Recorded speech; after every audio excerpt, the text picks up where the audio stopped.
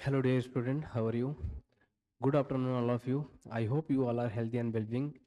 तो बेटा आज हम लोग स्टार्ट करेंगे चैप्टर का नाम है केमिकल कंट्रोल एंड कोऑर्डिनेशन। इसके पहले हमने ह्यूमन फिजियोलॉजी के बहुत सारे चैप्टर को पढ़े। Breathing and exchange of gases पढ़ा बेटा, बॉडी फ्लूइड एंड सर्कुलेशन पढ़ा, एक्सक्रीशन पढ़ा, ठीक है, excretive product and there elimination वाला चैप्टर पढ़ा, लोकोमोशन पढ़ा, न्यूरल कंट्रोल एंड कोऑर्डिनेशन पढ़ा। अब ये हमारा जो चैप्टर है केमिकल कंट्रोल एंड कोऑर्डिनेशन। अब chemical control and coordination chapter पढ़ने से पहले आपको बहुत सारी चीज़ों के बारे में पता हो गया होगा कि ग्लैंड्स क्या होती हैं, ठीक है, इंडोक्राइन ग्लैंड्स क्या होती हैं, एक्सोक्राइन ग्लैंड्स क्या होती हैं, ये सारा का सारा मेटा मैंने आपको structural organisation in animal chapter में पढ़ाया था। ठीक है, तभी मैंने स्टार्टिंग करी थी स्ट्रक्चरल ऑर्गेनाइजेशन इन एनिमल से। फिर हमने एनिमल किंगडम पढ़ा, फिर बायोमोलिक्यूल्स पढ़ा, फिर हम ह्यूमन फिजियोलॉजी पे आ गए। ह्यूमन फिजियोलॉजी में क्या पढ़ा हमने, ब्रीदिंग से लगा के अभी तक के सारे चैप्टर पढ़े न्यूरल तक। अब ये लास्ट चैप्टर हमारा chemical control and coordination, 11th class की जूलॉजी सारी खत्म हो जाएगी, फिर हम 12th क्लास की जूलॉजी को स्टार्ट करेंगे। ठीक है, तो बेटा चलो स्टार्ट करते हैं। हमारी एनसीईआरटी जो सीरीज है इसका नाम क्या है, मंथन सीरीज। हम लोग यहाँ पे लाइन टू लाइन एनसीईआरटी को डिकोड करते हैं और वहाँ से कौन से क्वेश्चन बन सकता है, कहाँ से क्वेश्चन बन सकता है, क्या क्वेश्चन बन सकता है, उसके बारे में भी अपन बात करते हैं, है ना। इसके बाद अपन प्रैक्टिस भी करते हैं। तो आई होप कि ये सीरीज आपके लिए बहुत ही बेनिफिशियल होगी। तो आप इसको बेटा एंजॉय करते रहें, पढ़ते रहें। नीट का एग्जाम पास आने वाला है तो आप अपनी मेहनत को जारी रखें। ठीक है, चलो बेटा आगे मूव करते हैं। केमिकल कोऑर्डिनेशन एंड इंटीग्रेशन, ठीक है, केमिकल कोऑर्डिनेशन एंड इंटीग्रेशन की बात कर रहा है। केमिकल का मतलब बेटा यहाँ पे हम लोग केमिकल्स की बात करेंगे, है ना। हम लोग हार्मोन्स की बात करेंगे, हार्मोन्स जो बनते हैं किस ग्लैंड से बनते हैं उसके बारे में बात करेंगे। कोऑर्डिनेशन का मैंने मतलब अभी बताया है आपको। इसके पहले वाला जो चैप्टर है न्यूरल कंट्रोल एंड कोऑर्डिनेशन, उसमें मैंने ये बताया। तो कोऑर्डिनेशन का मतलब होता है हमारा ब्रेन कई सारी चीज़ों के साथ मिलकर काम करता है। जैसे हमारा स्केलेटल सिस्टम है, लोकोमोशन एंड मूवमेंट में भी बेटा हमने पढ़ा कि जो हमारा स्केलेटल सिस्टम होता है वहाँ पे मसल्स और बोन और हमारा नर्वस सिस्टम पार्टिसिपेट करता है, तभी हमारी बॉडी का मूवमेंट और लोकोमोशन होता है। अगर ये तीनों आपस में मिलेंगे नहीं तो बेटा हमारी बॉडी के फंक्शन नहीं हो पाएंगे, हम लोग लोकोमोट नहीं कर सकते हैं। ठीक है, तो नर्वस सिस्टम हमारी पूरी बॉडी को कंट्रोल करता है, ये बात सच है ना, ये बात सच है। ठीक है, इस बात को आप नकार नहीं सकते हैं। इंटीग्रेशन का मतलब होता है बेटा आपस में तालमेल बनाना, मतलब इंटीग्रेट होना, जुड़ना एक तरह से। कोऑर्डिनेशन का मतलब होता है आपस में तालमेल बना के काम करना। ठीक है, चलो अब हम लोग एनसीईआरटी की लाइन पे आते हैं। आपने पढ़ा है, यू हैव ऑलरेडी लर्न, आपने ऑलरेडी पढ़ रखा है। आपने ऑलरेडी क्या पढ़ रखा है, न्यूरल सिस्टम के बारे में। न्यूरल सिस्टम जो होता है प्रोवाइड करता है point two point rapid coordination, rapid coordination provide कराता है पॉइंट टू पॉइंट ऑर्गन्स को। ठीक है, जो न्यूरल कोऑर्डिनेशन होता है ये कैसा होता है बेटा, फास्ट होता है बट थोड़े समय के लिए होता है। यहाँ से क्वेश्चन पूछते हैं कि न्यूरल कोऑर्डिनेशन कैसा है, फास्ट है या स्लो है, तो आप बोलेंगे फास्ट है बट शॉर्ट लिव होता है, थोड़े समय के लिए होता है। ठीक है, थोड़े समय के लिए रहेगा। जैसे सपोज मेरे को इस उंगली में किसी चींटी ने काटा, मेरा सिग्नल गया ब्रेन में with the help of sensory neurons, वहां से सिग्नल आया मोटर न्यूरॉन्स में और मैंने हाथ को वहां से हटा लिया जहाँ पे मेरे को चींटी ने काटा था। तो ये क्या हुआ, फास्ट एक्शन होता है यार, है ना, बहुत फास्ट एक्शन होता है बट शॉर्ट लिव होता है। At nerve fibre do not innervate all cell, जैसा कि नर्व फाइबर्स सभी सेल ऑफ द बॉडी में इनर्वेट नहीं कर सकते, अंदर नहीं जा सकते हैं। एंड सेलुलर फंक्शंस जो होते हैं हमारी बॉडी के, उनको कॉन्टिन्यूअस रेगुलेट करने की जरूरत पड़ती है। तो उसके लिए क्या होता है, मैकेनिज्म बनाया जाता है, स्पेशल काइंड ऑफ कोऑर्डिनेशन बनाया जाता है, इंटीग्रेशन बनाया जाता है। तो इसके लिए कोऑर्डिनेशन और इंटीग्रेशन की जरूरत पड़ती है। ठीक है, the function carried out by the hormone, तो ऐसे फंक्शन को जहाँ पे हमारी नर्व इनर्वेट नहीं कर पा रही, हमारा नर्व इनर्वेट नहीं कर पा रही, तो वहाँ पे क्या होते हैं बेटा, हार्मोन, हार्मोन्स हमारे काम करेंगे। ठीक है, हार्मोन्स काम करेंगे। जो न्यूरल सिस्टम होता है ये और इंडोक्राइन सिस्टम, न्यूरल सिस्टम और इंडोक्राइन सिस्टम आपस में मिल जाते हैं, आपस में कोऑर्डिनेशन बनाते हैं और क्या करते हैं, हमारा पूरी बॉडी को कंट्रोल करने का काम करते हैं और हमारी बॉडी के फिजियोलॉजिकल फंक्शन को रेगुलेट करते हैं। ठीक है, ये समझ आ गया होगा आपको। ठीक है, क्यों होता है, क्योंकि यहाँ पे हमारी जरूरी नहीं कि सभी सेल में हमारी नर्व्स इनर्वेट कर पाए, जहाँ पे नर्व इनर्वेट नहीं कर पा रही वहाँ पे हमारे हार्मोन्स जाते हैं, केमिकल्स जाते हैं। केमिकल्स बेटा कहाँ से बनते हैं, एंडोक्राइन सिस्टम से बनते हैं। एंडोक्राइन सिस्टम में एंडोक्राइन ग्लैंड्स होती हैं जो कि हार्मोन्स को बनाती हैं। ऐसे हार्मोन्स जो एंडोक्राइन ग्लैंड के द्वारा प्रोड्यूस होते हैं वो उस ग्लैंड को हम लोग डक्टरलेस ग्लैंड बोलते हैं। और ये जो हार्मोन्स होते हैं ये नॉन न्यूट्रिएंट केमिकल होते हैं, इसको अगर आप खाएंगे तो आपको एनर्जी नहीं मिलेगी। ठीक है, चलो आगे देखते हैं। इंडोक्राइन ग्लैंड्स और हार्मोन्स के बारे में पढ़ते हैं बेटा। इंडोक्राइन ग्लैंड्स और हार्मोन्स क्या होते हैं उसके बारे में देखते हैं। एंडोक्राइन ग्लैंड्स जो हैं इसको हम लोग बोलते हैं डक्टलेस ग्लैंड, है ना। इसमें डक्ट नहीं पाई जाती, लैक डक्ट, ठीक है, इसमें डक्ट नहीं पाई जाएगी, मतलब इसमें डक्ट एब्सेंट होगी, इस वजह से इसको हम लोग क्या बोलते हैं, डक्टलेस ग्लैंड बोलते हैं। देयर सिक्रीशन, इनका जो सिक्रीशन होता है एंडोक्राइन ग्लैंड से बनने वाला जो सिक्रीशन होता है उसको अपन क्या बोलते हैं, हार्मोन्स बोलते हैं। द क्लासिकल डिफिनीशन अगर हम लोग बात करें, क्लासिकल डिफिनीशन हार्मोन्स की क्या होती है, तो ये एज ए केमिकल, है ना, ऐसे केमिकल जो प्रोड्यूस किए जाते हैं एंडोक्राइन ग्लैंड से और डायरेक्टली रिलीज हो जाते हैं ब्लड में एंड ट्रांसपोर्ट किए जाते हैं different different location of the target organ में, ठीक है। तो इसको हम लोग क्या बोलते हैं, हार्मोन्स बोलते हैं। बट करंट साइंटिस्ट, ठीक है, जो करंट साइंटिस्ट ने बेटा डिफिनीशन दी, उस डिफिनीशन को अपन क्या बोलते हैं कि जो हार्मोन्स होते हैं, हार्मोन्स होते हैं वो क्या है बेटा, नॉन न्यूट्रिएंट केमिकल होते हैं। आप इस डिफिनीशन को फॉलो करना, आप इस डिफिनीशन को फॉलो करना कि हार्मोन्स क्या है, नॉन न्यूट्रिएंट केमिकल्स होते हैं। नॉन न्यूट्रिएंट केमिकल का मतलब है अगर हम इसको खाएंगे, इसको कंज्यूम करेंगे, एज ए डाइट यूज करेंगे तो अपन को एनर्जी नहीं मिलेगी, ठीक है। और ये विच एक्ट करते हैं इंटरसेलुलर मैसेंजर की तरीके, इंटरसेलुलर मैसेंजर की तरीके एक्ट करते हैं और प्रोवाइड कराते हैं, सॉरी, प्रोड्यूस होते हैं ट्रेस अमाउंट में। तो जो करंट साइंटिस्ट के हिसाब से जो डिफिनीशन है कि हार्मोन्स जो होते हैं नॉन न्यूट्रिएंट केमिकल होते हैं, एंडोक्राइन ग्लैंड के द्वारा बनाए जाते हैं और ये ट्रेस अमाउंट में बनते हैं, ठीक है, और ये इंटरसेलुलर मैसेंजर के तरीके काम करते हैं। इस डिफिनीशन में कुछ भी चेंजमेंट कर देगा, इंटरसेलुलर की जगह इंट्रासेलुलर कर देगा तो गलत हो जाएगा, इंटरसेलुलर बोला जाएगा तभी डिफिनीशन सही होगी, ठीक है। The new definition cover number of the new molecules, ठीक है, in addition to the hormone secreted by the hormone secreted by the organise endocrine glands, ठीक है। इनवर्टिब्रेट्स में क्या होते हैं, बहुत वेरी सिंपल एंडोक्राइन सिस्टम होता है और वहाँ पे कुछ ही हार्मोन्स होते हैं, फ्यू हार्मोन्स होते हैं, जबकि जो large number of the chemicals होते हैं एक्ट करते हैं हार्मोन में, वो प्रोवाइड कराते हैं coordination in the vertebrate. Vertebrate में large number of the hormones होंगे और वो पूरी बॉडी को कोऑर्डिनेट करने का काम कराएंगे, जबकि इनवर्टिब्रेट्स में बहुत ही कम नंबर में हार्मोन्स होते हैं, ठीक है। यहाँ पे हम लोग ह्यूमन के एंडोक्राइन सिस्टम के बारे में डिस्क्राइब करेंगे, उसके बारे में पढ़ेंगे, उसके बारे में समझेंगे। ह्यूमन का एंडोक्राइन सिस्टम के बारे में बेटा देखते हैं हम लोग ह्यूमन का एंडोक्राइन सिस्टम। यहाँ पे जो एंडोक्राइन ग्लैंड है, एंडोक्राइन सिस्टम में क्या होंगी, एंडोक्राइन ग्लैंड्स होंगी, ऐसी ग्लैंड जो हार्मोन्स को बना रही है वो एंडोक्राइन ग्लैंड है। एंडोक्राइन ग्लैंड डक्टलेस ग्लैंड होती है, इस बात को याद रखो। हार्मोन्स जो होते हैं ये प्रोड्यूस होते हैं, प्रोड्यूसिंग होती है डिफ्यूज टिश्यू सेल लोकेटेड होते हैं different part of our body, ठीक है, और ये मिलके एंडोक्राइन सिस्टम बनाते हैं। जैसे पिट्यूटरी ग्लैंड हो गई, पीनियल ग्लैंड हो गई, थायराइड ग्लैंड हो गई, एड्रिनल ग्लैंड हो गई, पैंक्रियाज हो गया, पैराथायराइड ग्लैंड हो गया, थाइमस हो गया, गोनेट्स हो गए। गोनेट्स को हम लोग क्या बोलते हैं, जहाँ से हमारे गैमेट का फॉर्मेशन होता है। गैमेट के फॉर्मेशन को करने वाला को हम लोग क्या बोलते हैं, गोनेट्स बोलते हैं। मेल के केस में टेस्टिस होता है, फीमेल के केस में ओवरी होता है, ठीक है। मेल के केस में टेस्टिस हो गया, फीमेल के केस में ओवरी हो गया। ये क्या होते हैं, ऑर्गेनाइज एंडोक्राइन ग्लैंड्स होते हैं, हमारी बॉडी में पाए जाते हैं, ऑर्गेनाइज एंडोक्राइन ग्लैंड्स होते हैं। इन एडिशन इसके अलावा कुछ क्या होते हैं, अदर ऑर्गन्स होते हैं, जैसे गैस्ट्रोइंटेस्टाइनल ट्रैक्ट हो गया, ठीक है, लीवर हो गया, किडनी हो गया, हार्ट हो गया, ये भी हार्मोन्स को प्रोड्यूस करते हैं। अब आपके मन में क्वेश्चन आएगा कि सर कौन सा हार्मोन्स हमारा किडनी बनाता है, बेटा एरिथ्रोपोइटिन हार्मोन्स किडनी बनाता है। जब हम लोग क्या करते हैं, हम लोग प्लेन में हैं, प्लेन से हम लोग कहाँ चले गए, मतलब अभी हम लोग यहाँ पे रह रहे हैं, हम लोग चले गए पहाड़ों पे, तो वहाँ पे क्या होता है, हमारी ऑक्सीजन का लेवल कम होता है, तो हमारा किडनी ज्यादा से ज्यादा आरबीसी का प्रोडक्शन कराने का काम कराता है एरिथ्रोपोइटिन हार्मोन। हमारे हार्ट से एएनएफ बनता है, एट्रियल नाइट्रोट्रिक फैक्टर, एट्रियल नाइट्रोट्रिक फैक्टर वो बनता है जो ब्लड प्रेशर को कम करता है जब हमारा रास सिस्टम पार्टिसिपेट करता है, ठीक है। ये सारी की सारी चीजें होंगी। अब हम लोग यहाँ पे क्या पढ़ेंगे, brief account the structure and function. हम लोग स्ट्रक्चर और function of the major endocrine glands के बारे में देखेंगे, ठीक है।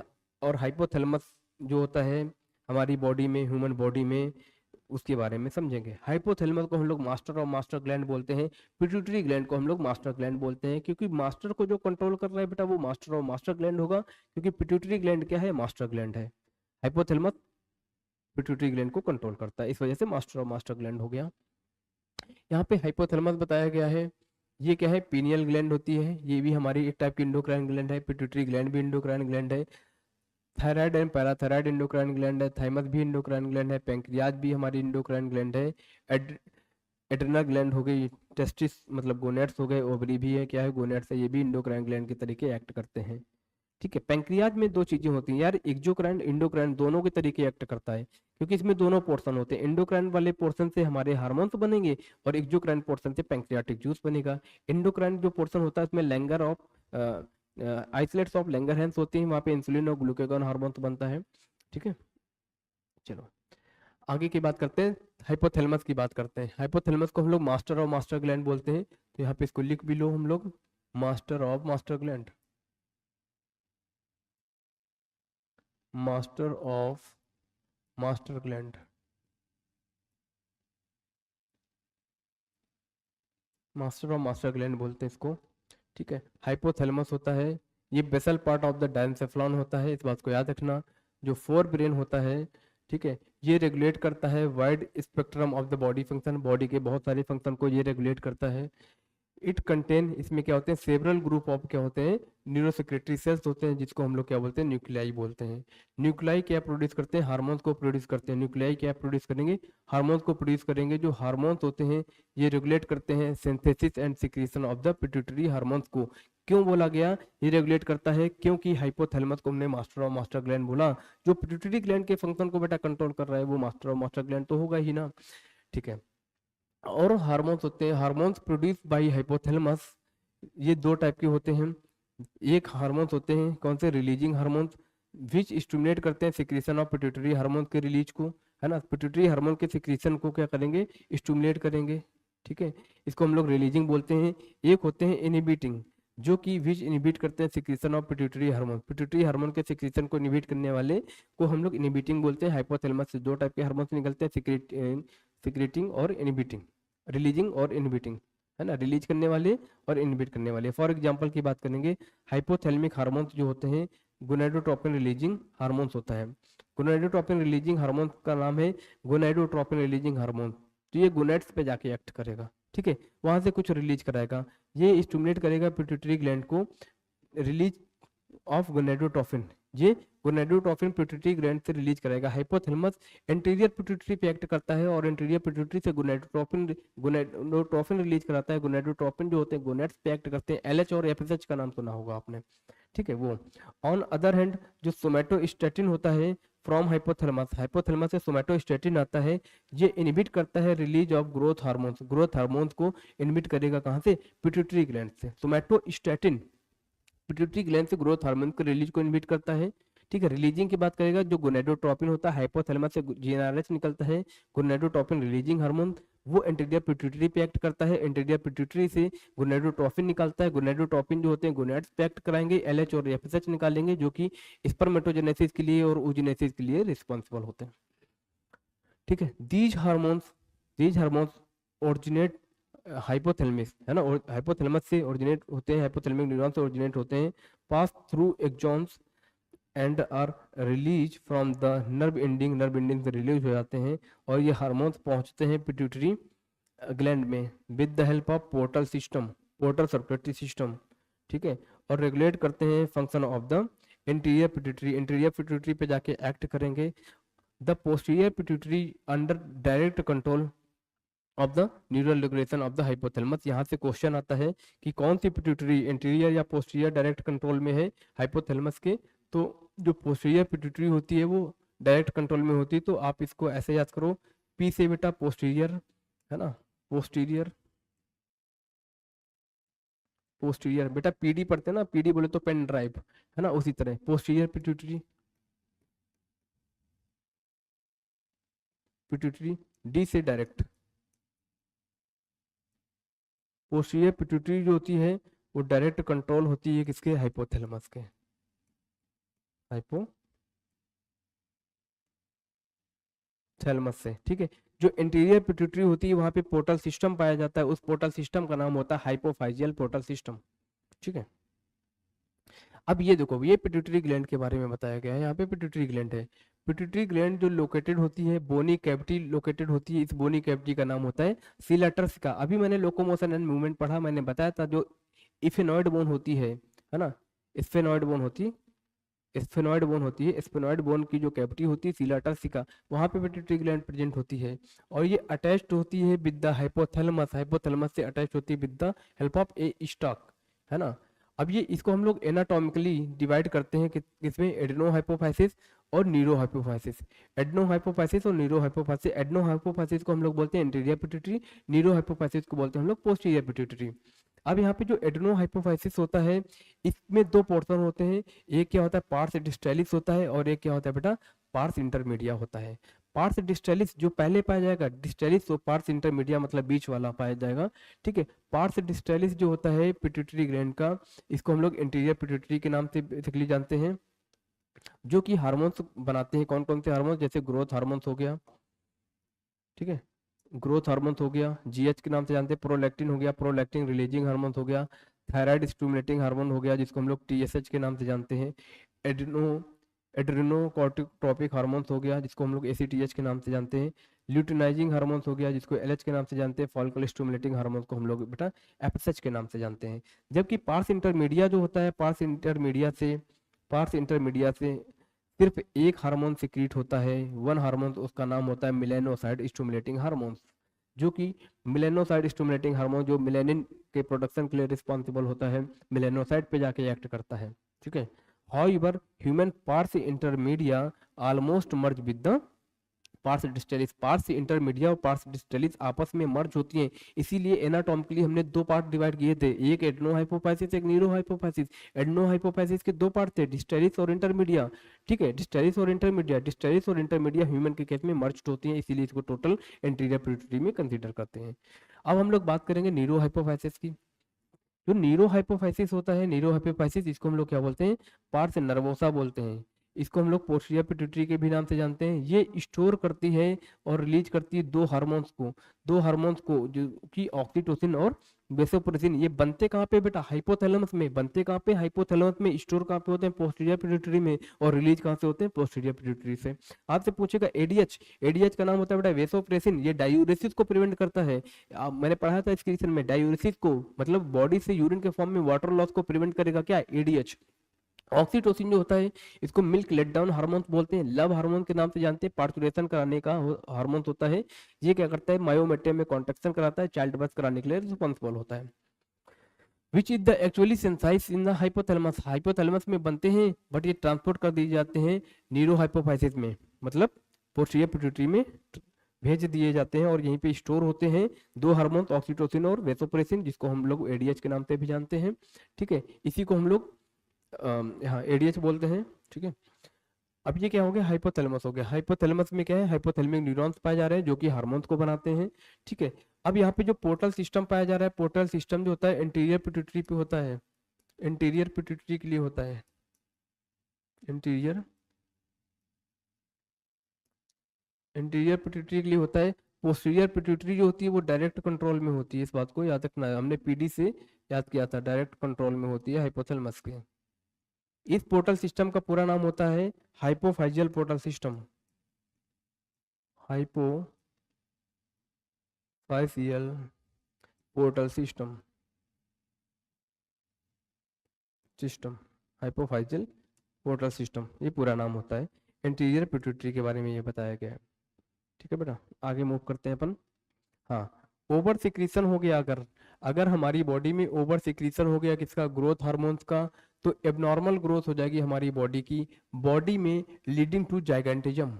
बॉडी में ज्यादा सिक्रीशन हो गया ग्रोथ हार्मोन्स का तो बॉडी हमारी क्या हो जाएगी, जाइगेंटिज्म हो जाएगी, बोले तो भीमकाय हो जाएगी, बहुत लंबाई हाइट हो जाएगी, जाइगेंटिज्म हो जाएगा। अगर लो सिक्रीशन हो गया जिसकी वजह से हमारी ग्रोथ जो होगी स्टंटेड हो जाएगी, हम बेटा बौने रह जाएंगे, छोटे रह जाएंगे, है ना।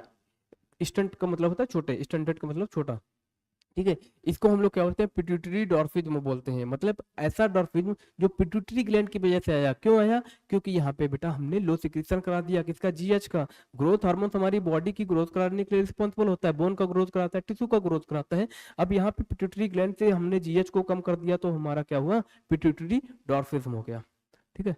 Excessive secretion of the growth hormones अगर हो गया excessive secretion of growth hormone adult के केस में हो गया, स्पेशली मिडिल एज में हो गया, जिसकी वजह से क्या हो जाता है, सीवियर डिसफिगरमेंट्स हो जाता है। डिसफिगरमेंट्स का मतलब होता है उसका जो नॉर्मल फिगर है वो चेंजमेंट हो जाएगा, नॉर्मल फिगर गड़बड़ हो जाएगा। इसको हम लोग क्या बोलते हैं, ये जो डिसफिगरमेंट दिखता है वो कहाँ पे दिखता है, फेस पे दिखता है। इस कंडीशन को हम लोग बोलते हैं बेटा एक्रोमेगैली।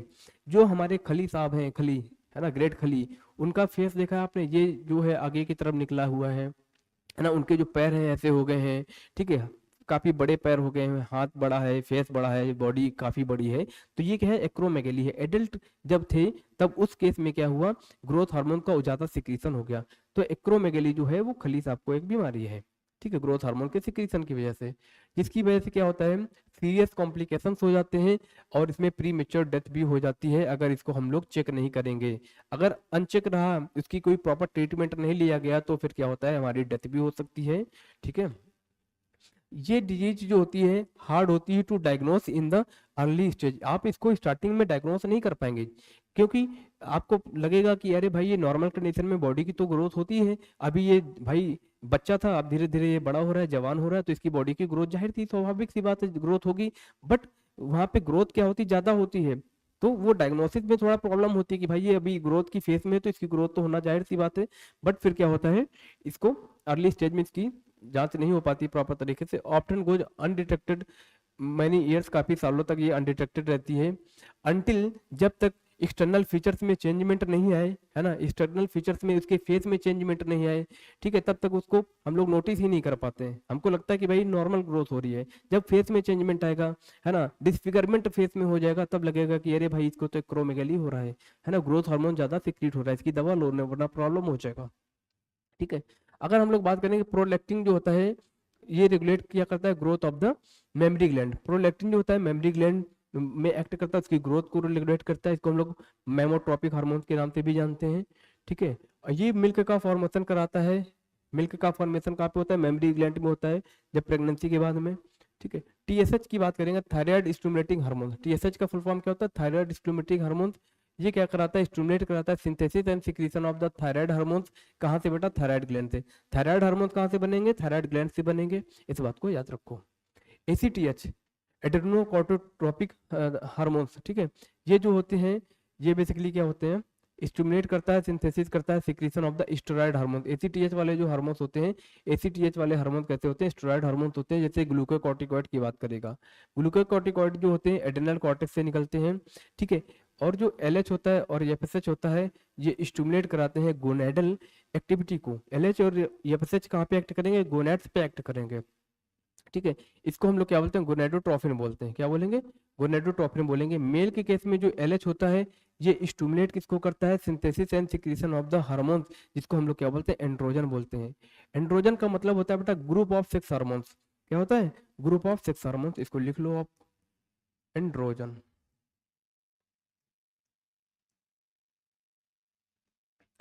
एंड्रोजन बोले तो group of sex hormone, group of sex hormone, ठीक है। ग्रुप ऑफ सेक्स हार्मोन को अपन क्या बोलते हैं, एंड्रोजन बोलते हैं, ठीक है। ये कहाँ से निकलता है बेटा, टेस्टिस से निकलता है। एलएच क्या निकलता है, एंड्रोजन निकलता है, टेस्टिस पे एक्ट करता है, टेस्टिस की लीडिंग सेल पे एक्ट करता है, ठीक है, मेल से। एफएसएच जो होता है, ठीक है, ये फ्रॉम टेस्टिस इन मेल, और एफएसएच एंड एंड्रोजन रेगुलेट करते हैं स्पर्मेटोजेनेसिस, ठीक है। फीमेल की बात करेंगे, जो एलएच होता है, एलएच हेल्प कराता है किसमें, ओवुलेशन में हेल्प कराता है। जब फुली मैच्योर फॉलिकल जो होता है, ग्रेफियन फॉलिकल, वो मैच्योर हो जाता है, उसका रैप्चर होता है, एलएच की वजह से होता है। एलएच सर्ज जाता है 14 day mid of menstrual cycle में, एलएच सर्ज होगा, जिसकी वजह से मैच्योर जो ग्रेफियन फॉलिकल है वो रैप्चर हो जाएगी, ठीक है। And maintain the corpus luteum, ये कार्पस ल्यूटियम को मेंटेन कराने का भी काम करता है। कार्पस ल्यूटियम जो होता है प्रोजेस्टेरॉन हार्मोन को सिक्रीट करता है। प्रेगनेंसी मेंटेनिंग हार्मोन जो होता है बेटा कार्पस ल्यूटियम से बनता है, ठीक है। प्रेगनेंसी को मेंटेन करेगा, इंडोमेट्रियम को ठीक करेगा, जो कि फर्टिलाइज एक इम्प्लांट हुआ है वो प्रॉपर तरीके से इम्प्लांट रहे और इंडोमेट्रियम ठीक रहे, उसका एबॉर्शन ना हो, इस वजह से बेटा प्रोजेस्टेरॉन जो होता है वो कार्पस ल्यूटियम से बनता है, ठीक है। Form from the remnant part of the Graafian follicle, Graafian follicle का रिमनेंट पार्ट, सपोज यहाँ से एक निकल गया, सेकेंडरी ओसाइट रिलीज हो गया, और बचा हुआ पार्ट जो होता है ग्रेफियन फॉलिकल का, उसको हम लोग कॉर्पस ल्यूटियम बोलते हैं, ठीक है। कॉर्पस ल्यूटियम से प्रोजेस्टेरॉन निकलता है, ठीक है। आफ्टर ओवुलेशन के भी एफएसएच जो होता है स्टिमुलेट कराता है growth and development of the ovarian follicle. Ovarian follicle की फीमेल्स में एफएसएच ग्रोथ कराएगा, नाम ही है बेटा फॉलिकल स्टिमुलेटिंग हार्मोन। तो ओवेरियन फॉलिकल को स्टिमुलेट कराएगा, प्राइमोडियल फॉलिकल को प्राइमरी फॉलिकल में, प्राइमरी को सेकेंडरी में, सेकेंडरी को टर्सरी में, टर्सरी को मैच्योर ग्रेफियन फॉलिकल में कन्वर्ट कराने वाला जो हार्मोन है वो क्या है, एफएसएच है। अब जो एमएसएच की बात करेंगे, एमएसएच ये एक्ट करता है कहाँ पे, मिलेनोसाइट्स पे। MSH melanocyte stimulating hormone. MSH का फुल फॉर्म क्या है, मिलेनोसाइड स्टिमुलेटिंग हार्मोन। ऐसा हार्मोन जो मिलेनोसाइट पे एक्ट करे, मिलेनिन प्रोड्यूसिंग ग्लैंड्स पे एक्ट करे, मतलब सेल्स पे एक्ट करे, इसको हम लोग क्या बोलते हैं, मिलेनोसाइट्स बोलते हैं, मिलेनिन कंटेनिंग सेल्स। ठीक है, ये रेगुलेट करता है पिगमेंटेशन, ये पिगमेंटेशन को रेगुलेट करता है हमारी स्किन के। ऑक्सीटोसिन की बात करें बेटा, एक्ट करता है स्मूथ मसल। स्मूथ मसल जो होती है हमारी बॉडी की, वहां पे एक्ट करता है और स्टिमुलेट करता है उसका कॉन्ट्रक्शन।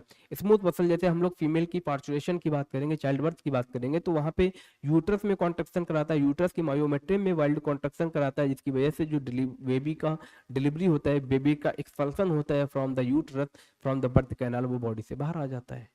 ठीक है, इन फीमेल की बात करेंगे बेटा, फीमेल में ये विगोरस कॉन्ट्रक्शन कराता है यूट्रस में, ठीक है, चाइल्ड बर्थ के टाइम, और ये मिल्क इंजेक्शन भी कराता है। इसीलिए हम लोग मिल्क लेट डाउन हार्मोन्स बोलते हैं ऑक्सीटोसिन को, लव हार्मोन के भी नाम से जानते हैं। ठीक है, ये मेमरी ग्लैंड से मिल्क का इंजेक्शन भी कराता है। वेसोप्रेसिन की बात करेंगे, जिसको हम लोग एडीएच बोलते हैं, ये मेनली एक्ट करता है किडनी में और स्टिमुलेट करता है रीअब्जॉर्प्शन ऑफ द वाटर। मैंने आपको बताया था डायूरेसिस के टाइम बेटा एडीएच काम करता है। एडीएच को हम लोग वेसोप्रेसिन के भी नाम से जानते हैं, क्या बोलते हैं, एडीएच।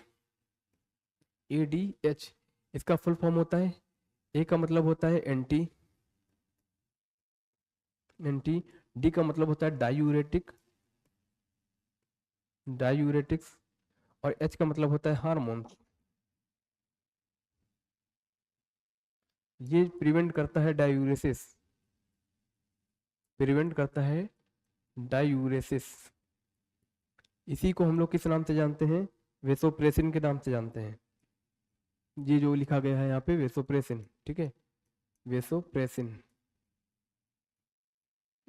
ये पोटेंट बेटा वेसो कॉन्स्ट्रिक्टर होता है, पोटेंट वेसो कॉन्स्ट्रिक्टर होता है, ब्लड वेसल्स को कॉन्स्ट्रिक्ट कर देता है, ब्लड प्रेशर को इंक्रीज करा देगा, वाटर का रिअब्जॉर्प्शन करा देगा later part of the renal table. ठीक है, और ये हो गया, ये इलेक्ट्रोलाइट बैलेंस भी कराता है distal part of the tubules, thereby जिसकी वजह से वाटर जो लॉस होता है in the form of urine, मतलब डायूरेसिस को प्रिवेंट करता है। इसीलिए हम लोग इसको क्या बोलते हैं, एंटी डायूरेटिक हार्मोन। मतलब जो एंटी का मतलब होता है अपोजिट, एंटी का मतलब क्या होता है, अपोजिट होता है, अपोजिट होता है, अपोजिट। ठीक है, ये अपोजिट हार्मोन होता है, एंटी, अगेंस्ट। ठीक है, एंटी का मतलब होता है अगेंस्ट, अपोजिट। ठीक है, इसलिए हम लोग एंटी डायबिटिक हार्मोन्स बोलते हैं। अब हम लोग बात करेंगे in impairment of the affecting synthesis and release of the ADH. Impairment का मतलब होता है इम्पेयरमेंट का, सॉरी, इम्पेयरमेंट का मतलब होता है कि कुछ भी गड़बड़ी हुई अगर सिंथेसिस एंड सिक्रीशन रिलीज, मतलब synthesis and release of ADH, जिसकी वजह से क्या होता है, डिमिनिश हो जाएगा, मतलब कम हो जाएगा ability of the kidney, kidney की एबिलिटी कम हो जाएगी वाटर को कंजर्व करने की, जिसकी वजह से वाटर लॉस ज्यादा होगा, डिहाइड्रेशन हो जाएगा हमारी बॉडी में। इस कंडीशन को बेटा हम लोग बोलते हैं डायबिटीज इंसिपिडस। एक टाइप की डायबिटीज होती है, इस डायबिटीज में क्या होता है, बार बार हम लोग यूरिन जाते हैं, हमारी बॉडी से यूरिन के फॉर्म में वाटर लॉस ज्यादा हो जाता है, हमारी किडनी के अंदर एबिलिटी खत्म हो जाती है वाटर को कंजर्व करने की, क्योंकि एडीएच का जो रिलीज है वो बेटा अफेक्ट हो गया है। ठीक है, किसी कारणवश एडीएच रिलीज नहीं हो पा रहा है, तो वो एंटी डायबिटिक हार्मोन के तरीके यहाँ पे फंक्शन डायूरेसिस को प्रिवेंट नहीं कर पाएगा। ठीक है, डायबिटीज जो होता है इसके फीचर्स होते हैं पॉलीयूरिया, पॉलीफेगिया, पॉलीडिप्सिया, चाहे वो डायबिटीज मेलाइटस हो चाहे वो डायबिटीज इंसिपिडस हो। डायबिटीज इंसिपिडस एडीएच की कमी से होती है, और डायबिटीज मेलाइटस बेटा इंसुलिन हार्मोन की कमी से होती है। डायबिटीज मेलाइटस में क्या होता है, यूरिन के फॉर्म में ग्लूकोज निकलता है, यूरिन से ग्लूकोज आएगा, है ना, ग्लूकोज आएगा, तो डॉक्टर बोलेगा कि आप ये बताइए, जब आप टॉयलेट करने जाते हैं तो जहाँ पे आप टॉयलेट करते हैं वहाँ पे क्या चींटी आती है? अगर बोलेंगे, आप बोलेंगे हाँ सर मैं टॉयलेट करके आता हूँ, जब दोबारा जाता हूँ उसी जगह पे तो देखता हूँ वहाँ पे चींटी आ गई है, तो डॉक्टर समझ जाएगा कि इसको डायबिटीज मेलाइटस है। इंसुलिन की कमी से होने वाली डायबिटीज है, क्योंकि इसकी बॉडी से ग्लूकोज निकल रहा है। ग्लूकोज होता है बेटा मीठा, मोनोसैकेराइड है, मीठी शुगर को खाने के लिए बेटा चींटियां आ जाएंगी, तो इसका मतलब डॉक्टर ऐसे भी पहचान लेता है। ठीक है, चलो आगे देखते हैं पीनियल ग्लैंड के बारे में बात करेंगे। पीनियल ग्लैंड, पीनियल जो ग्लैंड होती है ये लोकेटेड होती है dorsal side of the forebrain. ये वाली बेटा लाइन से क्वेश्चन आता है कि पीनियल ग्लैंड कहाँ पे लोकेटेड होती है, dorsal side of the forebrain पे लोकेटेड होती है। ठीक है, यहाँ से सिक्रीट करते हैं हार्मोन्स, इस हार्मोन का नाम होता है मेलेटोनिन। मेलेटोनिन हार्मोन जो होता है इंपॉर्टेंट रोल प्ले करता है regulation of the 24 hours diurnal cycle. 24 hours की रिदम साइकिल को मेंटेन करता है हमारा पीनियल ग्लैंड से निकलने वाला हार्मोन, जिसको बोलते हैं हम लोग मेलेटोनिन। मेलेटोनिन जो है पीनियल ग्लैंड से निकलता है और 24 क्लॉक साइकिल को मेंटेन करता है। और पीनियल ग्लैंड प्रेजेंट कहाँ पे होती है, फोर ब्रेन के डॉर्सल साइड में प्रेजेंट होती है। ठीक है, ये हमारी बॉडी की रिदम को मेंटेन करता है। फॉर एग्जांपल इट हेल्प करता है maintenance of the normal rhythm, sleep wake cycle को मेंटेन करता है, बॉडी का टेम्परेचर भी मेंटेन करता है। इन एडिशनल मेलेटोनिन इन्फ्लुएंस करता है मेटाबॉलिज्म, है ना, मेटाबॉलिज्म को इन्फ्लुएंस करेगा, पिगमेंटेशन भी बेटा करता है और menstrual cycle as well as our defence capability को भी मेंटेन करता है। कुछ भी बेटा हार्मोन्स की कमी होगी, कोई भी हार्मोन्स की कमी होगी तो फीमेल्स में कुछ भी हार्मोन्स की दिक्कत होगी, चाहे वो पीनियल ग्लैंड से मेलेटोनिन हार्मोन्स हो, ठीक है, तो उनकी मेंस्ट्रुअल साइकिल पे इफेक्ट पड़ता है। ठीक है, हार्मोन के इम्बैलेंस मेंस्ट्रुअल साइकिल पे फीमेल पे इफेक्ट डालता है। ठीक है, ये सारी की सारी चीजें होंगी। अब इसका 24 डायूरनल साइकिल को हम लोग क्या बोलते हैं, स्लीप वेक साइकिल का मतलब है कि अगर आप रात में सो गए, बायोलॉजिकल क्लॉक जिसको बोलते हैं, हमारी बॉडी की बायोलॉजिकल क्लॉक जो है कि आप रात में 10 बजे सोए तो आपकी आंख जो होती है सुबह 5 या 6 बजे अचानक 6-7 घंटे की नींद के बाद में खुल जाती है। इसका मतलब है कि यहाँ पे मेलेटोनिन हार्मोन पीनियल ग्लैंड से निकलने वाला हार्मोन है, ये आपकी बॉडी में नॉर्मल फंक्शन कर रहा है, प्रॉपर तरीके से फंक्शन कर रहा है।